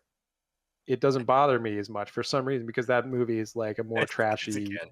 It's popcorn dumb. movie. Yeah, it knows Yeah. Yeah, it's what it is. way less Now, serious. we've gotten some kills by this point. What do you guys think of these? How do these look? Again, Fede Alvarez, we talked about him building tension. I think he also executes violence incredibly well on screen. Mm-hmm. Yeah, I thought it was very visceral. Um, Obviously, I knew most of these kids were going to die, except for Kaylee Spaney, probably. Mm-hmm. But yeah, I think it was pretty interesting. And the first facehugger thing, it's kind of a misdirect because you think one of those guys is going to get face hugged, and then it's the bald chick, right? Yeah, Navarro. Um, Yes. Navarro, and that Oh, she kind of just shows up at the end and gets face hugged immediately. quick shout out to just these odd side characters. The brother who was the ex of Rain, when he comes out at first and he's the only one who likes doing the dad jokes to Andy, I thought that was a really cool intro, actually. I was like, I'm kind of on board with this guy. Yeah, like you Yeah, know him. he was like a Yep. nice guy. The other guy Yeah. hated androids, and And Isabella yeah, Marcotte being like, my brother is so happy you're here. I am too. Who's the father? I don't know, some douchebag. I was Right, like, you know right. what? I kind of like both these characters. Yeah. yeah, Yeah. I think yeah. And I Bjorn's like death was Navarro. good. Oh, sorry. She was Yeah. just hanging out on the ship, smoking and chilling. She was just having a good time. Yep. Navarro's fine. I liked when Bjorn smoked that whole ciggy in 1 second when they hit Right? the boost or whatever they called it, the crush. They called it the Thank crush, you. and he Oh just yeah, Bring takes that up. straight to the Again, I dome. forgot. the opening Again, Yeah. is so these strong where it moments, I was sets like, up this yes, world this is building. good. Yes. Yeah, Yeah. and it's so Yeah. visceral. Like Space you teens. feel like it feels like you're really there, like blasting off in the ship and stuff. So yeah, I There was really such like that good, stuff. yeah, texture to the world, right? Yeah, There's so Um, many movies where I don't believe that even the wall that the characters are leaning on is real, and I never right. felt that in this. Every set felt real. Yeah, Every when they're on the mining planet in the beginning, that feels like a real lived-in place and stuff. Yeah, Tell me this cost $80 million. Like, it looks incredible. Whatever about the script and the fan service, whatever, it looks incredible for $80 million. incredible. It yeah, puts a lot of other yeah. movies to shame. It's Yeah. getting Blade Runner 2049 with like half the budget or less, like the same Right. quality of Sure. look. Crazy third act ending, real quick. Yeah. So here's what I would say because Yeah. again, Alien Resurrection. Yes, very So similar. this movie, obviously, the big twist. So she injects herself with the Promethean fire. She's Mhm. pregnant, right? They go in the hibernation chambers, the cryosleep chambers. She starts to basically, yeah, go ahead. Specifically, I just want to point out, Rook at this point has pointed out in his scientific explanation that the Promethean fire is the cause of evolution. Like we said, obviously that's for the humans, but he says that's the reason these things change from this small thing to this big thing so fast. It is the possibility of increased gestation as well. So Okay. this woman who's like 2 weeks, 3 weeks, a month Right. pregnant, boom, that belly immediately, Jacob. Yeah, please. So this Yeah. might, because I was a little confused. Again, I was like, I got to run to the bathroom as soon as this movie ends. I was thinking about other things, but so I may have missed some exposition, but I was like, I was a little confused by certain things. So maybe seeing this movie again, or maybe having you guys explain some things that I didn't understand will help me. But Okay. essentially, It's yeah, not she had. Deadpool and Wolverine where we have the Wikipedia open to understand what the plot was. I understand what the plot was, you know. Yeah, Right. I was confused. So she has this baby monster, basically a human alien hybrid, and Yeah. then it like grows to like a large thing like super quick, and I was confused about how did it grow so quick, but I guess it is just the Well, Promethean fire. I think that just Is that super what you speed. would Yeah. call it? Because I would call it almost an engineer hybrid, right? Hmm. It's like an engineer with the xenomorph mouth. Xenomorph. I almost think there's almost like no human in this thing, right? I thought it was because it's her, because if she was like, because it's her human embryo inside of her Yeah. that gets mutated and then born, so Right. it has xeno properties and human properties, so it's sort of a xeno-human Well, I see the crossbreed. engineer face too, but and the color of its Yeah. skin is very engineering. It I could be guess the that's triple true. I threat. just thought it was like the humanoid aspects mixed with the xenomorph Yeah. aspects. But I can see that for sure. Big bald baby. I mean, that's what the engineers are. So you're Yeah. right. I mean, you know, Just really lithe instead of really jacked. And I like this creature design. Like we had Audible. What the fuck is that in my theater once it's revealed? Like it becomes Dead Space at this point. Yeah. yeah. Yeah. And So it I was is on really board creepy. for this. It kind of leans over its mom and Well, and eats she's her like, or I don't know if whatever. this is right, but it's like she pulls her hand out from her shirt and it's like, is she have like alien goo breast milk or something? Is that what was happening? Because that's what I don't read know, but- on the second viewing. I'm like, this is wild. So Yeah, I'm definitely going to need a second viewing just to get everything because it was a lot to take in one viewing. But yeah, I thought it was a good. I mean, these alien movies are kind of famous for having this crazy last minute twist where you think finally everything's safe. And all of Yeah. a sudden there's another threat, which happens in Alien, That's happens in true. Aliens, Alien happens in 3 Alien even. Resurrection. Remember, Yeah. it comes out covered in lead. Like, oh, we're okay. Nope. Now Right. he's. Yeah. Yeah. What's the difference between this and the Queen and the big chap coming back in the first one? You are right, Jacob. That It's a staple. There's It's fine. always it's always like, oh, we're finally safe. Nope, there's one more threat we have to take care of, which is fine. But again, Alien Resurrection. Now you guys might not remember. I mean, Mike, you just watched it recently, Yeah. but you might not remember the end of this movie. But essentially, so Ripley in that movie is a clone because obviously Ripley dies in Alien 3. This takes place 200 years in the future. She is a clone that the company used from her tissue samples from the original Ripley to recreate a new Ripley that also has xenomorph DNA mixed with her own DNA to recreate the xenomorphs. So by the end of this movie, there is a human xenomorph hybrid that is born in a very similar way. The method of it being born is different because it's born from an alien queen that then attacks. They think they're safe, and then there's this weird looking crossbreed attacking the ship and Right. gets sucked out the hole. And yeah, so And that's like it ends up speaking. It's almost saying no, and it looks so sad. Yeah. Poor little baby. it's looking at its mother, Ripley, clone Ripley, and it looks so sad and pathetic. But that's the Yeah. first time a queen has given like live birth and not laid eggs, which is another, Right. It's a human attribute because it's Yeah. it's mixing human and xenomorph DNA. When Yeah. I was a kid, much like you tracking down those DVDs, Jacob, we had the quadrilogy set. My Heck yeah. father, the DVDs, which invented the word quadrilogy, I believe. And Love it. the pitch was they would each come with these collectible trading cards. You didn't know which one you'd get. You could get a full set. Oh, Each I got one Ron no, Perlman. dog. The one I got was the baby alien. The close up. It's literally the picture you shared earlier. Yeah. Just the sort of like Little I'm just like, face. Yeah. I Horrifying. remember I loved watching those movies, so I would go to get it, and when I would open up the DVD, that card would be in there, and I'd basically like drop it in fear every time because I've always hated that fucking freak. That thing is Yeah. terrifying, but then think about how that movie's shot versus this. Like, if that was shot in the style of this, that freak would be even scarier, dude. Oh yeah, yeah. Mike, you're right. There's so much light and shit in that movie. Like, It's just so blasted. horrible looking, yeah. Yeah, Look, everything I'm a is very defender of lit. that movie. On rewatch, I enjoyed Resurrection a lot. It's super wild and crazy, but It's Very good camp. yeah, You know what? I'm digging this. For the whole time, like, what the fuck are you talking about? it's dude? written by Joss Whedon, so it's got a lot of weird Ah. Joss Whedonism writing, which I don't love, but it's so crazy, and it's got this French director that makes all these weird choices. They're like, you know what? Who should we get to direct the new Alien movie? Let's get this weird French guy who makes these eccentric art films. Amelie. He made Amelie, which he made after this movie, but It's Danny Boyle, dog. He took it almost all the way to the Mm. finish line in pre-production before he was like, "I'm out." Kind of like how he did with that James Bond movie, and then they're like, "Fuck, what do we do?"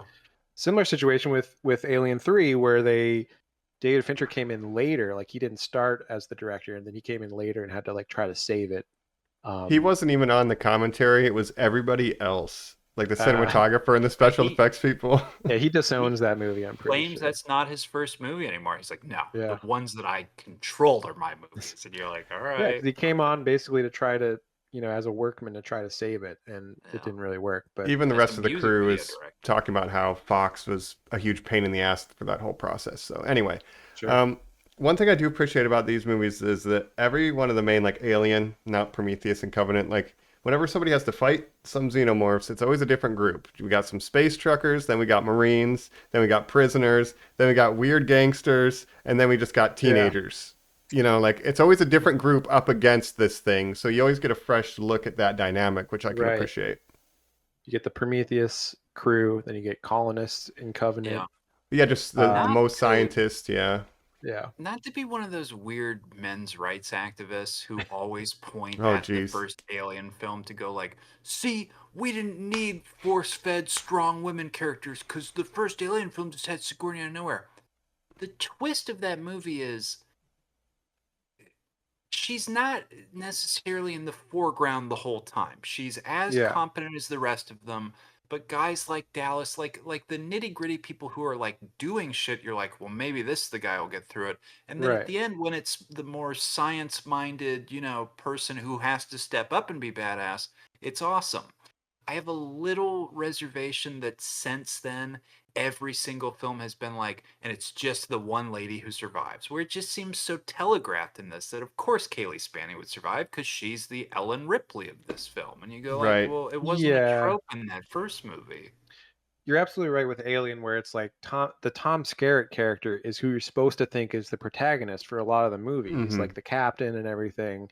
And when he dies, you're like, oh shit's really Well, going I'll go down. into this tunnel and do this thing. And that look on his face when he goes, oh shit. Yeah. It's like you are stunned because you're like, oh shit. Well, I didn't know a character like that could die. Yeah. Which again, Yeah. yeah, anything goes now. Yeah, no holds barred. Brilliant Yeah. And then choice. with the quadrilogy, of course, it did become the Ripley show, where they kept bringing Sigourney back in different ways, even as weird clone Ripley.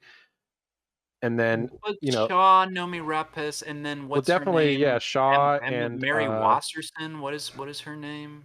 Oh, yeah. can't remember. Daniels from Yeah. she was Covenant. in she was in the just Fantastic beat for Beasts beat for movie, right? beat. Yeah, it's just But those Ridley Scott movies, it's interesting that he went with a final female protagonist like that both times.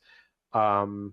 If girl. I- Yeah. If I can say, I think where the distinction lies is they're all different in motivation. Where like Ripley had to They step are, up, whereas Shaw was like just overly ambitious with science and couldn't chill the fuck out for 5 minutes and has to deal with the consequence of her like over ambition. And then Daniels or whatever is just like also similar to Ripley, I guess I have to step up now that there's no one left. Maybe that's Right. more of a The similar weird comp. thing about Well, yeah. Covenant is that if you remember, there's actually two characters that live through the day. It's her and Danny McBride somehow survives the whole Tennessee. movie. Yeah. The interesting twist to agree with you, Mike, there is Naomi Repus makes it by in the skin of her teeth. It is not her stepping up to the ability. It is like, holy shit, how did I survive this? Yeah, and yeah. then Daniels, it's I did survive this. JK.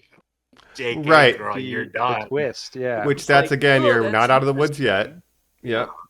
Well, and even the Shaw, it's like, yeah, you think she's going off. The end is so uplifting, where she's like, "We're gonna go find where the engineers came from, or whatever." Next movie, nope, she died immediately, basically. Because Brush that dumb head, girl. Do not take that with you. Yeah, what she cannot do is contain her own ambition yeah. the whole time, right? We never do safety The whole precautions. movie. That's why I like that movie. Yeah. Yeah, It's that's a different kind of message. a parallel with David too. And the funny thing is, David is just constantly telling people, "No, it's fine. Take your helmet off. Touch that alien How egg. are It's you? fine." I Look trust in there. That me. thing's cool. Yeah. Okay, you got it. Yeah, that's very good. But yeah. So to bring us back around to here. But I Yeah. do want to say with Kaylee Spaney, I did like her performance in this movie. She is channeling sort of Ripley by the end of it. And yeah, it's kind of obvious that like, yeah, she's the main character. She's going to be the final girl. But again, I really like this actress, Kaylee Spaney. I think she was great in Civil War. You guys got to see that still. She's having a breakout year, I think, and she's getting, people are liking her in this movie. So yeah. All right, we get her mandatory running around in her sleep clothes, just like Ripley, to fight the final boss. We do an airlock thing, but I like the airlock, little deal. Like, I think it worked. Yeah. And the thing is, she has a look of like, she doesn't look like this badass, like strong Right. character. Like even Sigourney Weaver is a very tall, like very physically imposing kind of woman. Like she just has that By type. Alien too, she's a commando. Sigourney Yeah. Weaver used to check into hotels under the secret name Diana Prince, Wonder Woman's name, because Right. she looks like fucking Wonder Woman, dog. That's great. Yes. Even in the first movie, before you realize that Yes. she's a very You're like, physically that woman imposing. is so sexy and statuesque. You're like, she is incredible. Yes. Whereas Kaylee Spaney, she's a very sort of baby-faced, young-looking. It's a mouse. Yeah. Very demure, So very for her mindful. Transition. That's right. Yeah. And her transition over the movie of coming into her own and being able to hold her own with these xenomorphs. And I would say the big imagery is, like Mike's saying, getting that shirt off, getting down to the I guess we call them wife beaters still. Whatever. Sorry. Right, tank and tops. holding up that white plasma rifle and doing those checks in the dark light, and it just like she becomes a fucking badass. You are right, dude. It is cool. And what do you guys think of the aim assist rifles that they have in this movie? Where I've never seen that, where they're bringing video game things into real world now. I like that. It's like a hybrid of the smart gun and the pulse rifle. Like but this in the timeline, because it's pre-Aliens, why don't we have those in Aliens, right? Like those seem way better than the regular pulse rifles that they have in Aliens. Yeah. So There's another reference scene when the guy is explaining how to use the gun, very reminiscent of Hicks and Ripley in Aliens. That scene where he's showing her the pulse rifle, sexual tension kind of thing. You started this, show me all of it. Hicks. Yeah. There's one of my favorite alien characters. I fucking love Corporal Hicks. Yeah. Michael Biehn. We get another great direct line from Rook when he's like, "I'll deny your request," and then she says, "I'll deny your petition." Yeah. So that's another direct. That was one. very funny when she turns the tables on him and he's like, "What?" Yeah. But yeah, so we defeat Big Gangly Monster, and then she says, "You know what, Andy? We're gonna go to the other planet anyway. I don't care if I get in trouble. You and me, buddy. New directive. What's best for us? We're a family." Yeah. So that's and then she does the classic sign off. Crew of whatever. This is the last remaining member signing off. Which I don't mind that either, because that's been done in multiple Alien movies. So it's a trope. Would you guys go to cryosleep? I mean, I guess you're leaving everybody else behind, but these people have nobody. If you're just like, 100 years, I'll be over here. It's like, oh shit. Yeah, by the I think lake. it only takes. It's like I don't know what they say in the movie. It's like 9 years away or something, but it's Okay. too long to be awake on a ship because you would need food and all this stuff to survive. But I do like the idea in this franchise because space is really big and planets are really really far away. And usually with sci-fi, they have to make some kind of faster than light travel Yeah. to explain how you can get places like Star Wars, Star Trek, etc. In Alien, it's just like, yeah, you just have to go to sleep for like years because that's the only way Yeah. to travel those distances. I mean, that's Relativity what Taylor exists. did. We've always yeah. Yeah. Yeah, Mike. And he likes his Well, tobacco in and the space. Xenomorph does crash down on a certain planet at the end, a Planet of the Apes. They need to do that. Those are both Fox, right? You know what? Taylor waking up and immediately going to a cigar. The Sarge in Aliens does the same thing where he wakes up and gets his cigar immediately. If So you does remember. Idris Elba. He immediately Yeah. starts smoking up. He's like, it's Christmas, it's New Year. Yeah, Prometheus is a Christmas movie too, by the way. Yeah. Playing his accordion. Charlize Theron loves it. Yeah, Yep. man. I want Aliens. to talk about all the Aliens movies. Well, how but about we'll this? Get to it Yeah. eventually. Let's get over to final thoughts, and maybe where do you put this in your ranking, and we'll kind of wrap this thing up and Great idea. exit orbit for Brighter Yeah. Tomorrow. Basically, I just need somebody to go ahead and like fully After Effects a different actor, different voice on all of those lines, and then I will be able to enjoy this thoroughly. Yeah. Or I would even say just fix the effect. I mean, if it is just Ian Holm, then buddy, it has to look like Ian Holm. I think cannot that's the as whole good time as be they can thinking, make it. This is horrible. Like that's the best that AI can do right now, which is like, And that's why are they you put him using on it? Yeah. right. We're back, but it's like they used Oh, the technique of like film him through a TV screen the same way, Ridley Scott filmed the miniature Right. through a VHS tape and then filmed that on a TV screen to get scale. So it's like, oh, remember when he filmed the screen? they're trying to We're gonna hide do it, that. but they do show, Right. multiple times just when they're in the room with him, like close-ups of his face and stuff. It's like, yeah, that doesn't look very good. I mean, No. No, takes me and out of the look, movie. We're going to talk rankings in 1 second. I got Yes. one more question for you, Mike. You did a ton of commentaries for this too. Yeah. So you couple. were listening to Ridley the Man. Do you think Love him. he would like this movie? It's a movie Well, he's an about his executive producer movies. on Yeah, it. he Right. certainly is, yes. Which when I was talking with our buddy Adam and Mike about this movie, our reactions and stuff, I was like, was Ridley involved with this decision with Ian Holm and stuff? What does he think of it? And I think it's really a situation. It's a John Carpenter with Halloween situation where he's like, Right.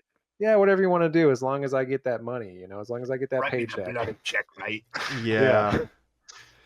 Yeah, I wonder because the way he spoke about Alien, like he keeps using this term. So whenever you're doing the old 6 people in the old house, like he treats the genre of 6 people in the old house. Right. Like to him, Sure. it's just a haunted house movie. Just It a just monster happened to be in movie. space. Yeah. So it's like, Yeah. how do you execute the tension? I guess I think he would like it because I think there's sequences, even if some of the writing's not great with dialogue. There's sequences that build tension. They're set up and pay off, like the gravity thing, the pregnancy thing. Things are set up and paid off in this, which I like. Yeah. I'm sure he likes it. Yeah. Yeah, I think he's still a little bitter about Alien because he wasn't able to do his third movie that he wanted to do, his third David movie. He needed to get away. I was from here this. for it though. Yeah. Yes, but it became an anchor around his neck, in my opinion. Where if Sure. he'd done that third one, there's a chance he still wouldn't be directing in his 80s, that he wouldn't get to do these other epics. So I'm Gladiator Yeah, I mean, 2. he doesn't need to be stays wrapped busy. up in He this anymore. stays pretty Yes. busy.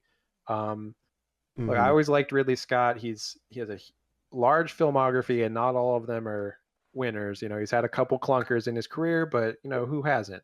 I was always a Tony Scott man, but my father every year would say, "But he's still working." He was just this boomer mentality of like, and he never retired. Isn't that the most incredible thing, Colin? Where I'm like, I don't know, doesn't he have like a family or love? I mean, he let his brother. I like it. Yeah, Not he that stays let his busy. brother commit suicide, but Well, don't you think if they like had one or more conversations, maybe Tony would still be here?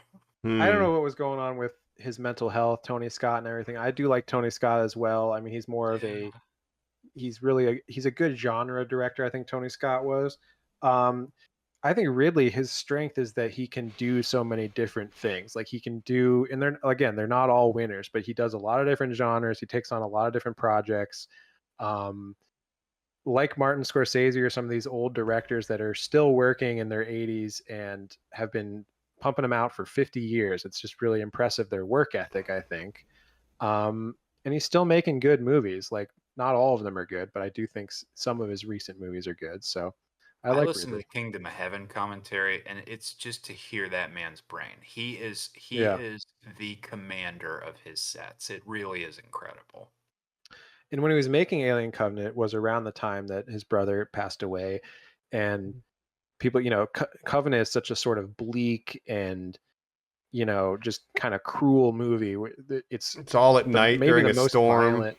Yeah, it's one of the Yeah. most violent in the franchise too. Like the way these colonists get like killed and stuff, and it just seems, and it's such a nihilistic movie with David and everything that I think some of what was going on in his personal life probably affected that movie. Yeah.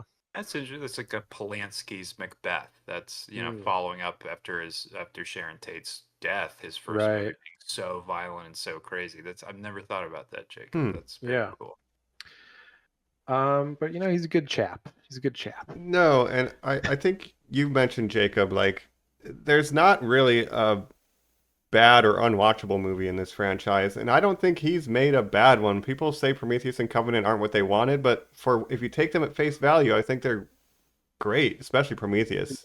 If you take it for where I it's really at, like them. it's under Colin, awesome. you said you're kind of annoyed because they are becoming sort of reclaimed now, where people are being like, Specifically Prometheus, yeah. yeah. I Hmm. really like both of them on rewatch, and I thought like Covenant definitely has some problems. It's very hit or miss for me, but there's some really good stuff in there. Like I said, the problem with Covenant is the alien stuff is the worst part of it. It feels kind of tacked on where it didn't need to be an alien movie at all. Like No. Prometheus is not an alien movie. It's not called No. Alien Prometheus. So Right. Covenant did not need to be Alien Covenant did not need to have the Studio xenomorphs at again, all. probably. Yeah. Well, for sure. But if it just I agree focused with you. on David and David and Walter and all that stuff, like it could have been better. Yeah. This franchise is at its best when it is its most weird and unique. And Yeah. the thing that bugs me about the Prometheus reclamation is we lived through the reactions to that film where it came out and people were like, I don't know, dumb scientists, it looks too clean, it looks like all this. I liked it at the time. The Yeah. reaction was, Jacob, exactly like you just said, to go, well, then we're never calling something just Prometheus again. The next one, we will be letting you know it is an alien movie and Xenomorphs will be in it. Or I Right. just go again where it's like, I kind of like him just doing whatever weird shit he did. Like, why did you corner him into doing that shit? And that's why I don't really like Covenant that much. So, I think with Yeah. Prometheus too, people were disappointed because they're like, wait, where are the xenomorphs? Like, what are yes, they were. fucking engineers? I don't care about this shit. And the other thing is that it is a prequel to Alien that is explaining the backstory of the engineers, which I agree Space didn't jockey. necessarily need to be shown because it was Right. so. Yeah, it's when you see the space jockey in Alien, it's like, what the fuck is this? Like, where did this come from? And it's never explained. And it's just like the mystery of it is like what's so good about it. So to explain, oh, they're actually like these giant, weird looking guys and stuff. It So kind they of invented loses some of us. its yeah. But again, he's obsessed with the idea of like God who hates its own creation and all this stuff. So it is hitting those themes. No, me Rapus. Every culture has cave drawings of these Yeah, big, tall, it's freaky it's adding some ancient weirdos. alien stuff.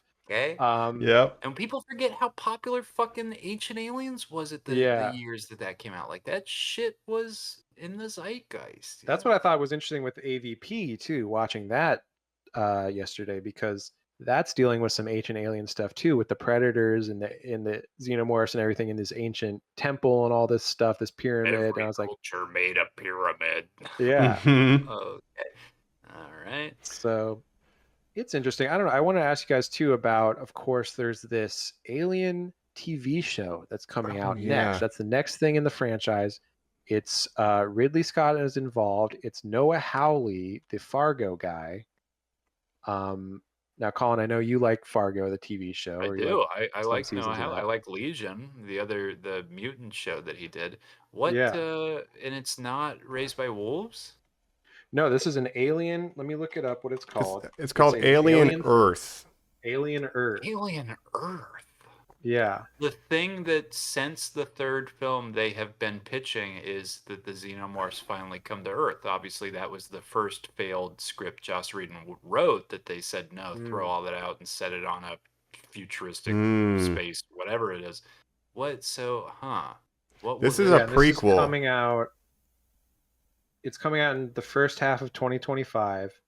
It's a prequel to it takes place before Prometheus, apparently. So I don't really know. Let's- Yeah, how the You hell know is what this I'm going to work? excited about? Is that no Yeah. matter what, even if we don't do that long series, and maybe we will to tie into this, maybe that is a good idea. That we'll talk aliens again. I like that it's on our docket that we will have Yeah. more xenomorphs, maybe, or synths, or whatever dumbass Right. shit Noah Hawley does. Yeah. Right. But I do love this franchise, so. I do And too. that- That's what I learned after watching every movie in the franchise. Is like, you know what? Really, they're all at least watchable and fun to watch. Like, I can't complain about that. Like, I think it's a And it's a it's- higher hit rate than Predator franchise, than Halloween, any of these. Yes, and it's Legacy. less grudge movies and less Oh, Halloween yeah, movies. I feel yeah. good Yeah. about you guys burning through these. That your sanity Hellraisers, is wrong. no. Yeah. And if Romulus just reminds you what a good franchise it is as a love letter, then fuck yeah, dude, that's cool too. Yeah. Like, it's valid. It might be derivative, but it's still a fun time to me. I had fun with it. Couple cringe moments, but whatever, I'll take Yeah, it. again, I think let's couple rank changes where would have made it a lot Right. better. fixes and take the robot man out of it. Yeah. I do. Now let's rate where we're gonna put Romulus out of our stack of alien films here. But first, Mike, one last question. We hinted at it up top. The other video game connection. Oh, yeah, that yeah, you yeah. have indulging in. So, at the recommendation of friend of the show, Adam, host of the Cargo Bay, check it out, biggest alien fan on Earth, he yeah. told me that a lot of this cool stuff in Romulus, like certain set pieces and stuff, are actually influenced by Alien Isolation, which is set before Romulus and after Alien, and so that's about Ripley's daughter looking for Ripley, because Ripley wakes up Right. after she has died in Aliens. So you're playing Amanda Ripley's Ripley. daughter looking for her. And I guess it's like a survival horror thing. You're getting chased by an alien in a facility, a xenomorph, and it's pretty cool. So I'm just trying to get through the plot. I'm about halfway done.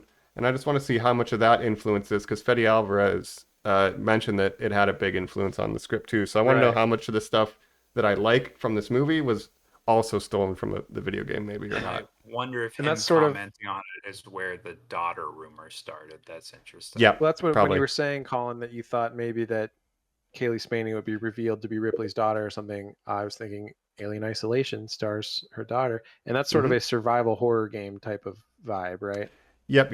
You need to, get a torch to open this door, but while you're doing it, the alien's behind you. You're using the motion detector to be like, is he here? Like, it's a lot of like, Oh, man, that'd be can, so can I scary. move now? That's It is very cool. spooky. It's kind of fun. Imagine playing that in like VR with like the headset. No, thank That you. would be super scary. Yeah. But the sound Now, effects and graphics fan-wise- are great. It feels like you're running around a little Romulus station. It's spooky. Pretty positively received. I mean, up until I think maybe this film, I think this was the thing the fans were like, well, this is the best new entry in the Alien franchise. Yeah, it was sort of a cult hit, right? Where it was like Mhm. maybe not super financially successful, the video game, but it was just with diehard Alien fans, they just really loved it. Yeah. It's what feels the most like being in a movie where you're being chased by a xenomorph. Like, it approximates that terror. And Yeah. I've been seeing it on social media a lot more, like on TikTok and Instagram, clips of people playing it. Like, I think because of this movie, people are downloading it. It's $10 on Steam, Yeah. not sponsored. So maybe check it out if you like this franchise too. It seems like a lot of people are hopping in there at least. Yeah, Yep. that's awesome. Yeah. There's would- a I would DLC like that to you do check the that out. Nostromo arc too. So Yes. Oh, yeah, that's I cool. think that's where you actually plays Ellen. Now, Yeah, catch a little let's, cat named Jonesy. yes, get that's over here. right. Get Jonesy. in your fucking pod, you little. All right, now let's. I'm not saying I'm not going to go through and rank each one. You guys can Right. read off those lists if you have them. But I'm going to insert it into sort of the area Romulus where I feel good about. And to me, not as good as Prometheus, which I think is a strong mid-alien movie, but Okay. much better than Alien 3, which I'm putting it over, which is, to me, Yeah. we're getting towards the lower end. That's not my Right. bottom. I know it's maybe your bottom, Jacob, but Sure. I've got a few more under there. But Romulus is hitting right in the middle. Somewhere in the middle. Okay. Okay. And you're a Resurrection hater, probably, so you probably have that I am. It's lower. very low, and so is Covenant, and yes. So. Okay, so I see where the bottom of that's going to round out. I can read you my list that I made on Please do. Letterboxd quickly if you Yeah, yeah. would like. I'm So assuming these are you're. just- Yeah. Sorry. Go ahead. I'll just rank the 9 Alien movies, which I watched all of these since last Wednesday. Nice. Alien, of course, number 1. Aliens, Prometheus, Alien Resurrection, number 4. That was the biggest riser on this rewatch for me, where I was like, you know what, this movie is a lot of fun. It's got a crazy cast. It's got a bunch of crazy character actors. Winona Ryder. Come on, Ron Perlman. The basketball shot. I mean, come on. Yeah, it's got Right. weird clone Ripley. Bazooka thermos. Come on. Then number 5, I have Alien Covenant. 6, I have Alien Romulus. Now, this I've been going back and forth on these two. I think they're pretty much dead even for me, where I like them the same. And it's good for a lot of these middle movies. They're all kind of the same level to me, where I like them all, but they're not quite as good as obviously the top 3 kind of. Covenant Okay. and Romulus the same, you're saying? Yeah, but really Okay. Resurrection, Covenant, Romulus, AVP. I like all those movies. Like I would give them like a 2.5 or a 3-star rating. Okay. AVP, the first one is so it's so Covenant 5, Romulus 6, AVP 7, Alien 3, 8, AVP Requiem. Oh, 9, Requiem. which is a came- genuinely bad movie. Yeah. Yeah. Horrible.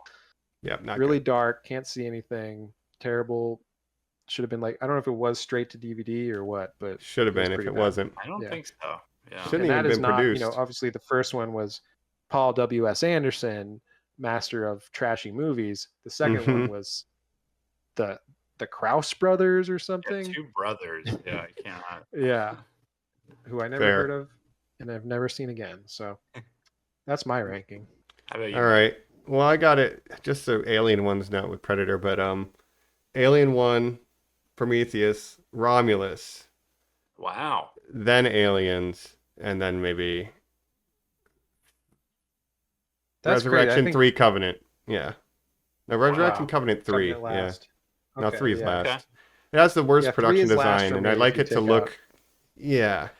I totally agree. 3 would, if I took out the AVPs, 3 is last for me. I really did not enjoy watching that one. It was just so, I didn't like the way it looks. It's so brown. The prison is ugly. I can't tell any of the characters apart because they all look like white Right. guys with buzz cuts. Even Sigourney has a buzz cut. They are. Right. Yeah, Charles but I do like the ending of that when she sacrifices herself. Jesus. And then in fire. Resurrection, you got Ron Perlman say, "I thought you were dead," and she says, "Yeah, I've heard that one." I get that a lot. Yeah. She said, because she literally is supposed to be dead. Anyway, I just think I watch these for a couple reasons. One is like the aesthetic of sci-fi. So Alien 1 and Prometheus are sick. The plot of Prometheus and Alien 1 are better than this. But this has such a good aesthetic and fun set pieces I can forgive just because the look and the texture is so strong. So it's 3 for me. Yeah. That's I probably agree, too high, but that's where I'm at. On aesthetics only, it is higher for me. Like I would put it above Resurrection. I would put it above Prometheus and Covenant, even though I think those are good looking movies. I like the sort of used future of Alien and Romulus. Mhm. So going on aesthetics only, it would be higher. And I have it at 6, and I think that's misleading because I'm not super negative on it. I am like, it's very hit or miss for me because there's some things that if they were just changed, it would be a lot better for me. But I think it more speaks to, I just really like a lot of these Alien movies. They're all And- good. Yeah. Yeah. So The fact that I can have I did aliens at enjoy it. 4 seems crazy. It's just, it takes an Yeah. hour and 15 minutes to get started. But like, I like it, Okay. you know, but Romulus just gets cooking a little bit quicker for me. That's all. Yeah. Yeah. I got to throw in one last fun fact that I Oh, want yeah. to mention. I couldn't bring it up organically, but so I was watching AVP today, and I was doing some research on the different Alien movies and stuff, and I found out something that I thought was cool. The the actor that plays the predators in that movie is a 7'1" guy named Ian White, who also he not only played the predators in AVP and AVP Requiem, he also played the engineer in Prometheus, like the last Oh. engineer at the end.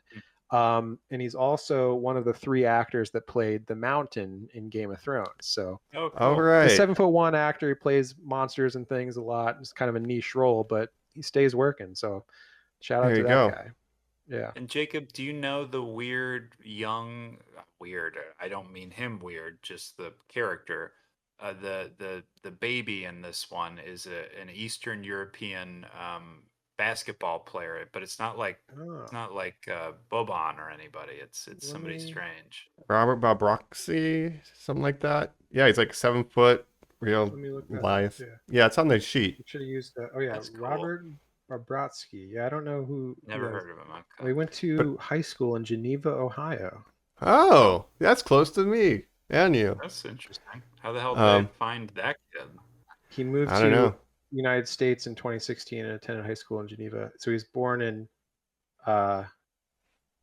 he's born in Romania Oh, and the then moved to Eastern the Bloc States. somewhere. Yeah. Okay.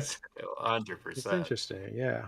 That kid only knows communism and space travel. So Right. I thought there was a lot of CG, so when I found out it was portrayed by an actual human actor, I was like, wow, okay, good job casting, director. Yeah. You know? Um. I think the Yeah, old that's Romulus Alien just Romulus. solidified, that I love the Alien universe, and they're all mostly totally watchable. And That was my takeaway, and I had a really good time watching 9 Alien movies in the past week. Yeah.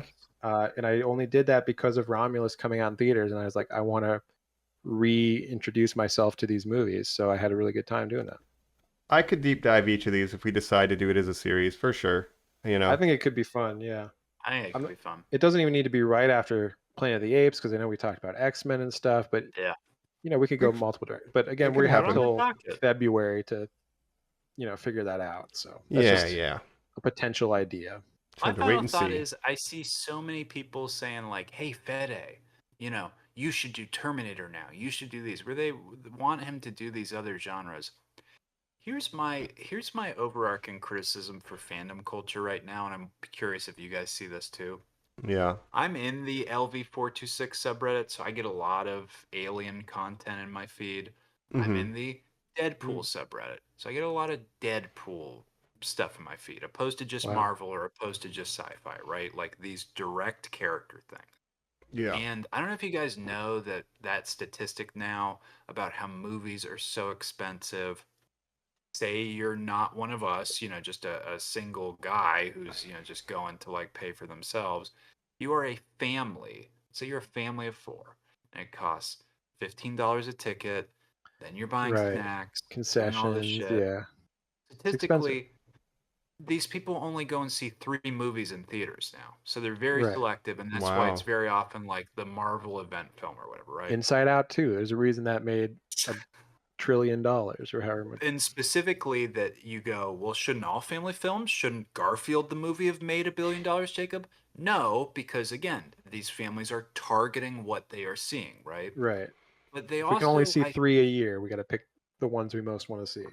I think they also develop these echo chambers of fandom where I saw so many people, and I shared with you guys this criticism. People were like, the critics were too hard on Deadpool and Wolverine. It's the best movie I've ever seen. Where you go like, it has an 85 on Rotten Tomatoes. Relax. That's The the reaction I've seen to yeah. this film is, this is the best Alien movie that's ever been made. And I think this should win Best Picture this year. Where again, you go like, that's you've haven't not seen seen that that That's many insane. movies. Yeah. Then. You need to relax. I But like that is this sort the of the most out of all of normies- us, and yeah, chill, guys. Yeah, that's normies trying to, that's the normie take of, Deadpool and Wolverine is the best movie I've seen this year. Like, if that's true, yeah, you need to see more movies, first of all. But again, Again, and just that's released this year. More movies. Like you Yeah. need to just start renting and seeing things. I Pay for the realize not Criterion. everyone Yeah. is like us who watches, Right. hundreds of movies per Yeah. year or whatever. If you're not as into movies, you just catch, a couple, 2 a month or something like that in theaters or something like that. Even that is a lot if you're going to theaters twice a month on Yes, average. Yeah, really Um, is. Yeah. Yeah. But I think the Deadpool and Wolverine stuff, part of that is the entitled Marvel fans who are like, how dare critics not treat our Marvel movies like they're the greatest movies ever? And it's like, you're already winning. Like your movie made $1 billion. Like you already What are won. you Like can you worried just about? It's the yeah. number one entitlement is the world, Yeah. Jacob. It's so interesting to see how entitled these fandoms become. Yeah. Yeah, it's like they've already won at the box office. Now they want the critical love of critics, and they get mad. I've seen it on Twitter and stuff where if a movie critic, a professional movie critic whose job is to critique movies, is slightly negative about a Marvel movie or something like that, people in the comments are like, "Oh, you're just trying to be contrary, and you're trying to be like too cool, Yeah. like for these Marvel movies." Like Oh, their job is to highfalutin. critique movies. They're a movie critic. Yes. Like it's their The professional the opinion. They're not trying to hurt your the feelings. the scorn and just like chastising that I've seen in the Alien subreddit of, well, this movie's doing well in China, but it kind of had a soft domestic opening. Guys, you're acting like you don't want another Alien movie. You need to go out and maybe see this twice. Where I'm like, you're worried that you're not gonna get another Alien movie? This is the 9th Yeah. one. What the fuck do you It think's won't gonna die. happen? And I think it's Yeah. already pretty successful in terms of like if you compare to Alien Covenant, like it's definitely better received overall, and it's It probably made more money. Jacob, I also hate this new aggregating news headline culture where I saw somebody post on a website I like a lot, and I won't call them out here, saying Alien Romulus breaks record for Kaylee Spaney's opening box office weekend. Where I'm like, no, we're not doing individual actors box office. Maybe if it's like records. Tom That's Cruise or someone. If it's ridiculous. Kaylee Right. Spaney's been in like 6 movies, like Yeah, it's not a huge It means accomplishment. it's her first lead role or whatever. She's Yeah. It means nothing. I don't know. Yeah. Check out Civil War, Alex Garland. Yeah, Priscilla. Again, I Wild. think, but just based on Civil War, which I don't know how that, if it did super well at the box office, but people were talking about her performance. I think between that and this, I think she is emerging as a up and coming actress to be known kind of thing. So, we'll see how it goes. But I think, she's also going to be in the next Ryan Johnson, Wake Up Dead Man or whatever that's called, the new Knives Out, the third Knives Out movie. Cool. Benoit Blanc. Heck yeah. We love Benoit Blanc. Everyone's saying they're like, she looks just like Ellie from The Last of Us, and like, dang it, if we just waited a couple years, she would have been She is the perfect. perfect casting. That's interesting. And people are saying not Yeah. to put down the actress that plays her in the show. Bella But Ramsey. she is, but visually she is sort of a dead ringer for the video game character. But we got a Or great show in Hugh Last of Us. Jackman. Yeah. Can you imagine Jeez. that? Oh no. Yeah. Well. but I like Kaylee Spaney. I'm a fan. Any other No, final I'm thoughts, excited. guys? Yeah, I'm just saying. I think that the technical teams on this should at least be nominated for Oscars. Like production design should get nominated, cinematography should get nominated. The problem is Dune and Furiosa have come out this year. There is very stiff competition. Furiosa, Kingdom of the Planet of the Apes. Ooh, yeah. I could see that getting Yes, some but- technical awards. So you guys just named movies where the fans didn't go crazy. Those are just good, small genre films where we enjoy them and watch them and then go, oh, I can't wait for the next one. And then you're not raging, you're not obsessed in your Yeah. mind. That's why I like those. I would Well, the like Furiosa, more, maybe. Yeah. I mean, there's Mhm. definitely a valid concern that it didn't make very much money. It was a box office bomb, unfortunately, because I'm a we fan don't of that need film. more Mad Max films, dog. That's again, Well. some of these we can hit pause on. We have the best movie ever already, and Furiosa is great in its own way. Is that Fox 2? Furiosa, right? No? No, That's right. Warner Brothers. But of Planet of course, the Apes 20th is. Century Fox It's 20th was century. bought by Disney. And so really it's now Disney making these alien movies and stuff. And so that's why some people are saying, and I kind of agree with this, it's the Marvelization, it's the Disney Star Wars of alien movies. Yeah. And I can see where they're coming from for that. I think it is sort of the Force Awakens of Woke female Alien. lead. Oh, Well, geez. I'm not Named saying that, Rain. but- Rain? Yeah. Go Rain. bro. Also, her name is Rain. Rain. Well, it's close to Ray. Sounds like a hippie to me. Yeah. I thought it was Ray the but- whole time. Ray. Rain Alien. That's what my name is. I'm an alien. Is it And Carradine? Rain Ripley.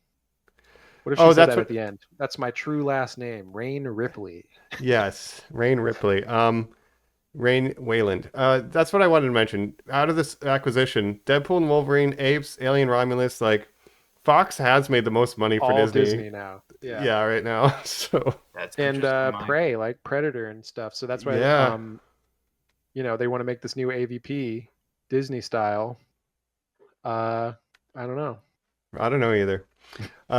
My Romulus. Here's what if the movie's themes of Romulus and Remus are how can humankind act against its own self-interest selfishly. It's funny that the movie itself falls victim to that, probably because of executives. But despite that, I had fun watching it, and I'm still trying to figure out what the themes are, because I like that Yeah. about these two. They're a little bit more obtuse, I think, and maybe I'm inventing some, but I don't know. Well, I that's like the that you thing is saw it that twice. I think Jacob and I both will. Mhm. It's seems to be I'll see it therapeutic again that eventually. way. Probably not in theaters. Like I'm probably not gonna go out and see it again in theaters, but I will see it when it comes to streaming and stuff. But that is like criticism of it, where it's every Alien movie has been about something different, kind of, and they've all kind of gone a different route. This one is the first one that feels like it's sort of repeating themes that the original had, or it's lacking in its own originality. The one thing I yeah. can think of is it's like we're the younger generation. We saw our parents' generation get completely fucked by the system. We want something else for ourselves. And then even on the spaceship, they have an older generation person getting them to work against each other. Right? So maybe that's some of the theming. Mike is gonna make me move this thing up in my ranking. God damn, dog! That was such a good explanation of the Well, it's themes obviously of this film. Got it it's in there at hitting the on end. sort of the economic anxiety Yeah. of younger Young people. generations, millennials and Gen Z, where it's like, yeah, nobody can buy a fucking house anymore. Nobody can Can't live in retire. this country Go to anymore. the mines. Yeah. And I can't You even can think get about away my to another family. planet. No Right. thanks. Yeah, I we're had to gonna work put- in the mines for another 12 years. Yeah, no, dude. Yeah, so maybe it's about that, you know? Yeah, I see that. Yeah, that's good. Yeah. All right. Well, I don't know. I'll Maybe have it's a good movie. You know, people are Give it being some too hard time. on it. Yeah. Last There's shot, reason to be criticized. Obviously, Yes. we've spoken about it. Cryopods coming into the bay, and they're the shape of the Wayland W. I like that. Little stuff. I thought about that too. And when they have Navarro pulling the face hugger off, and that tube is like 3 feet long, how did you do that? That looks like that was Yeah. in her throat. That's terrifying. That. Yeah. Give her a bonus. Like the practical but- effects. Yeah, that's what I'm here for. Pretty good movie. We all enjoyed to a certain degree. Had some problems, not perfect, but you know, it's good to have a new Alien movie in theaters. What movie is? So. Yeah. I'm drinking my black goo. You know. You got the I'm here black for it. goo. I'm worried about you, dude. You've been injecting that all Michael day. Fassbender spiked my drink earlier. So Yep. Put it in the fast blender. nice. Sorry. Nice. No. I think we need to get out of here. Yeah. We do. We've So done we're it. gonna leave it at that. Mike's little buddy there has stayed. He has not been attacking. That's nice. He's a little cutie. So Yep. we recommend again that you check us out on YouTube to watch all these great visual bits Mike was doing. Also rate, review, subscribe at normies_like_us. That helps us out a ton. And you can also tell us, I'm one of those crazy fans, Colin, and I think it is the best movie ever. That's great. Tell me that. Give excuses why. We would love to hear that. I can understand, there's some people saying it's top 3 Aliens for sure. I don't agree with that. I but literally people are saying said it's- that. Mike, You said that, that's but you don't great, have sure. Aliens in your top 3, which is thinking a lot of people are Right, saying like right. Alien, Aliens, Romulus, which because a lot of people have those top 2 as like It's a default loadout, indefensible. yeah. That they're Um, just so revered. Yeah, it's just Yeah. it's, And I get it. But next week don't smoke we'll be that. returning to the planet, not the planet of the Xenomorphs, not the planet of the Engineers, the planet of the apes, and the Oh, battle heck yeah. for that planet. So that's Wow. next week. More sci-fi shenanigans. Can't wait. Yeah, Looking we're forward to it. wrapping up our original sequence before we go Last into of the originals. future monkey movies. Tim That'll Burton be fun. time. Yeah. First of all, Just in Yeah. time for Beetlejuice. I was thinking of that. Yeah. Yeah, the synergy. We've got Beetlejuice. We've got Tim Burton's Planet of the Apes. going to be a Tim Burton month in September. Let's lean in. Should be Oh, October. man. It's probably his favorite month. No, the spooky month, September. Yeah. Right. Well, Oh, Well, wow. thanks, Normies. Yeah, that was Yeah. Alien Ramos. We have been your hosts. This is Colomulus. Mycomorph. this is Jacob Ripley, last survivor of the spaceship Normie, signing off. You're the final girl. That's right. The Norm I'm Stromo. gonna go to sleep now. Norm Stromo. Norm Stromo. That's way better than what I said. Mike. I'm just here to punch up the Crushing scripts, it. okay? Yes, thank you. All right. Well, get away from her, you bitch. We'll catch you next time. That's right. Yeah, Bye, your Normies. petition is denied. Your petition has been denied. I can't speak to your chances, but you have my sympathies.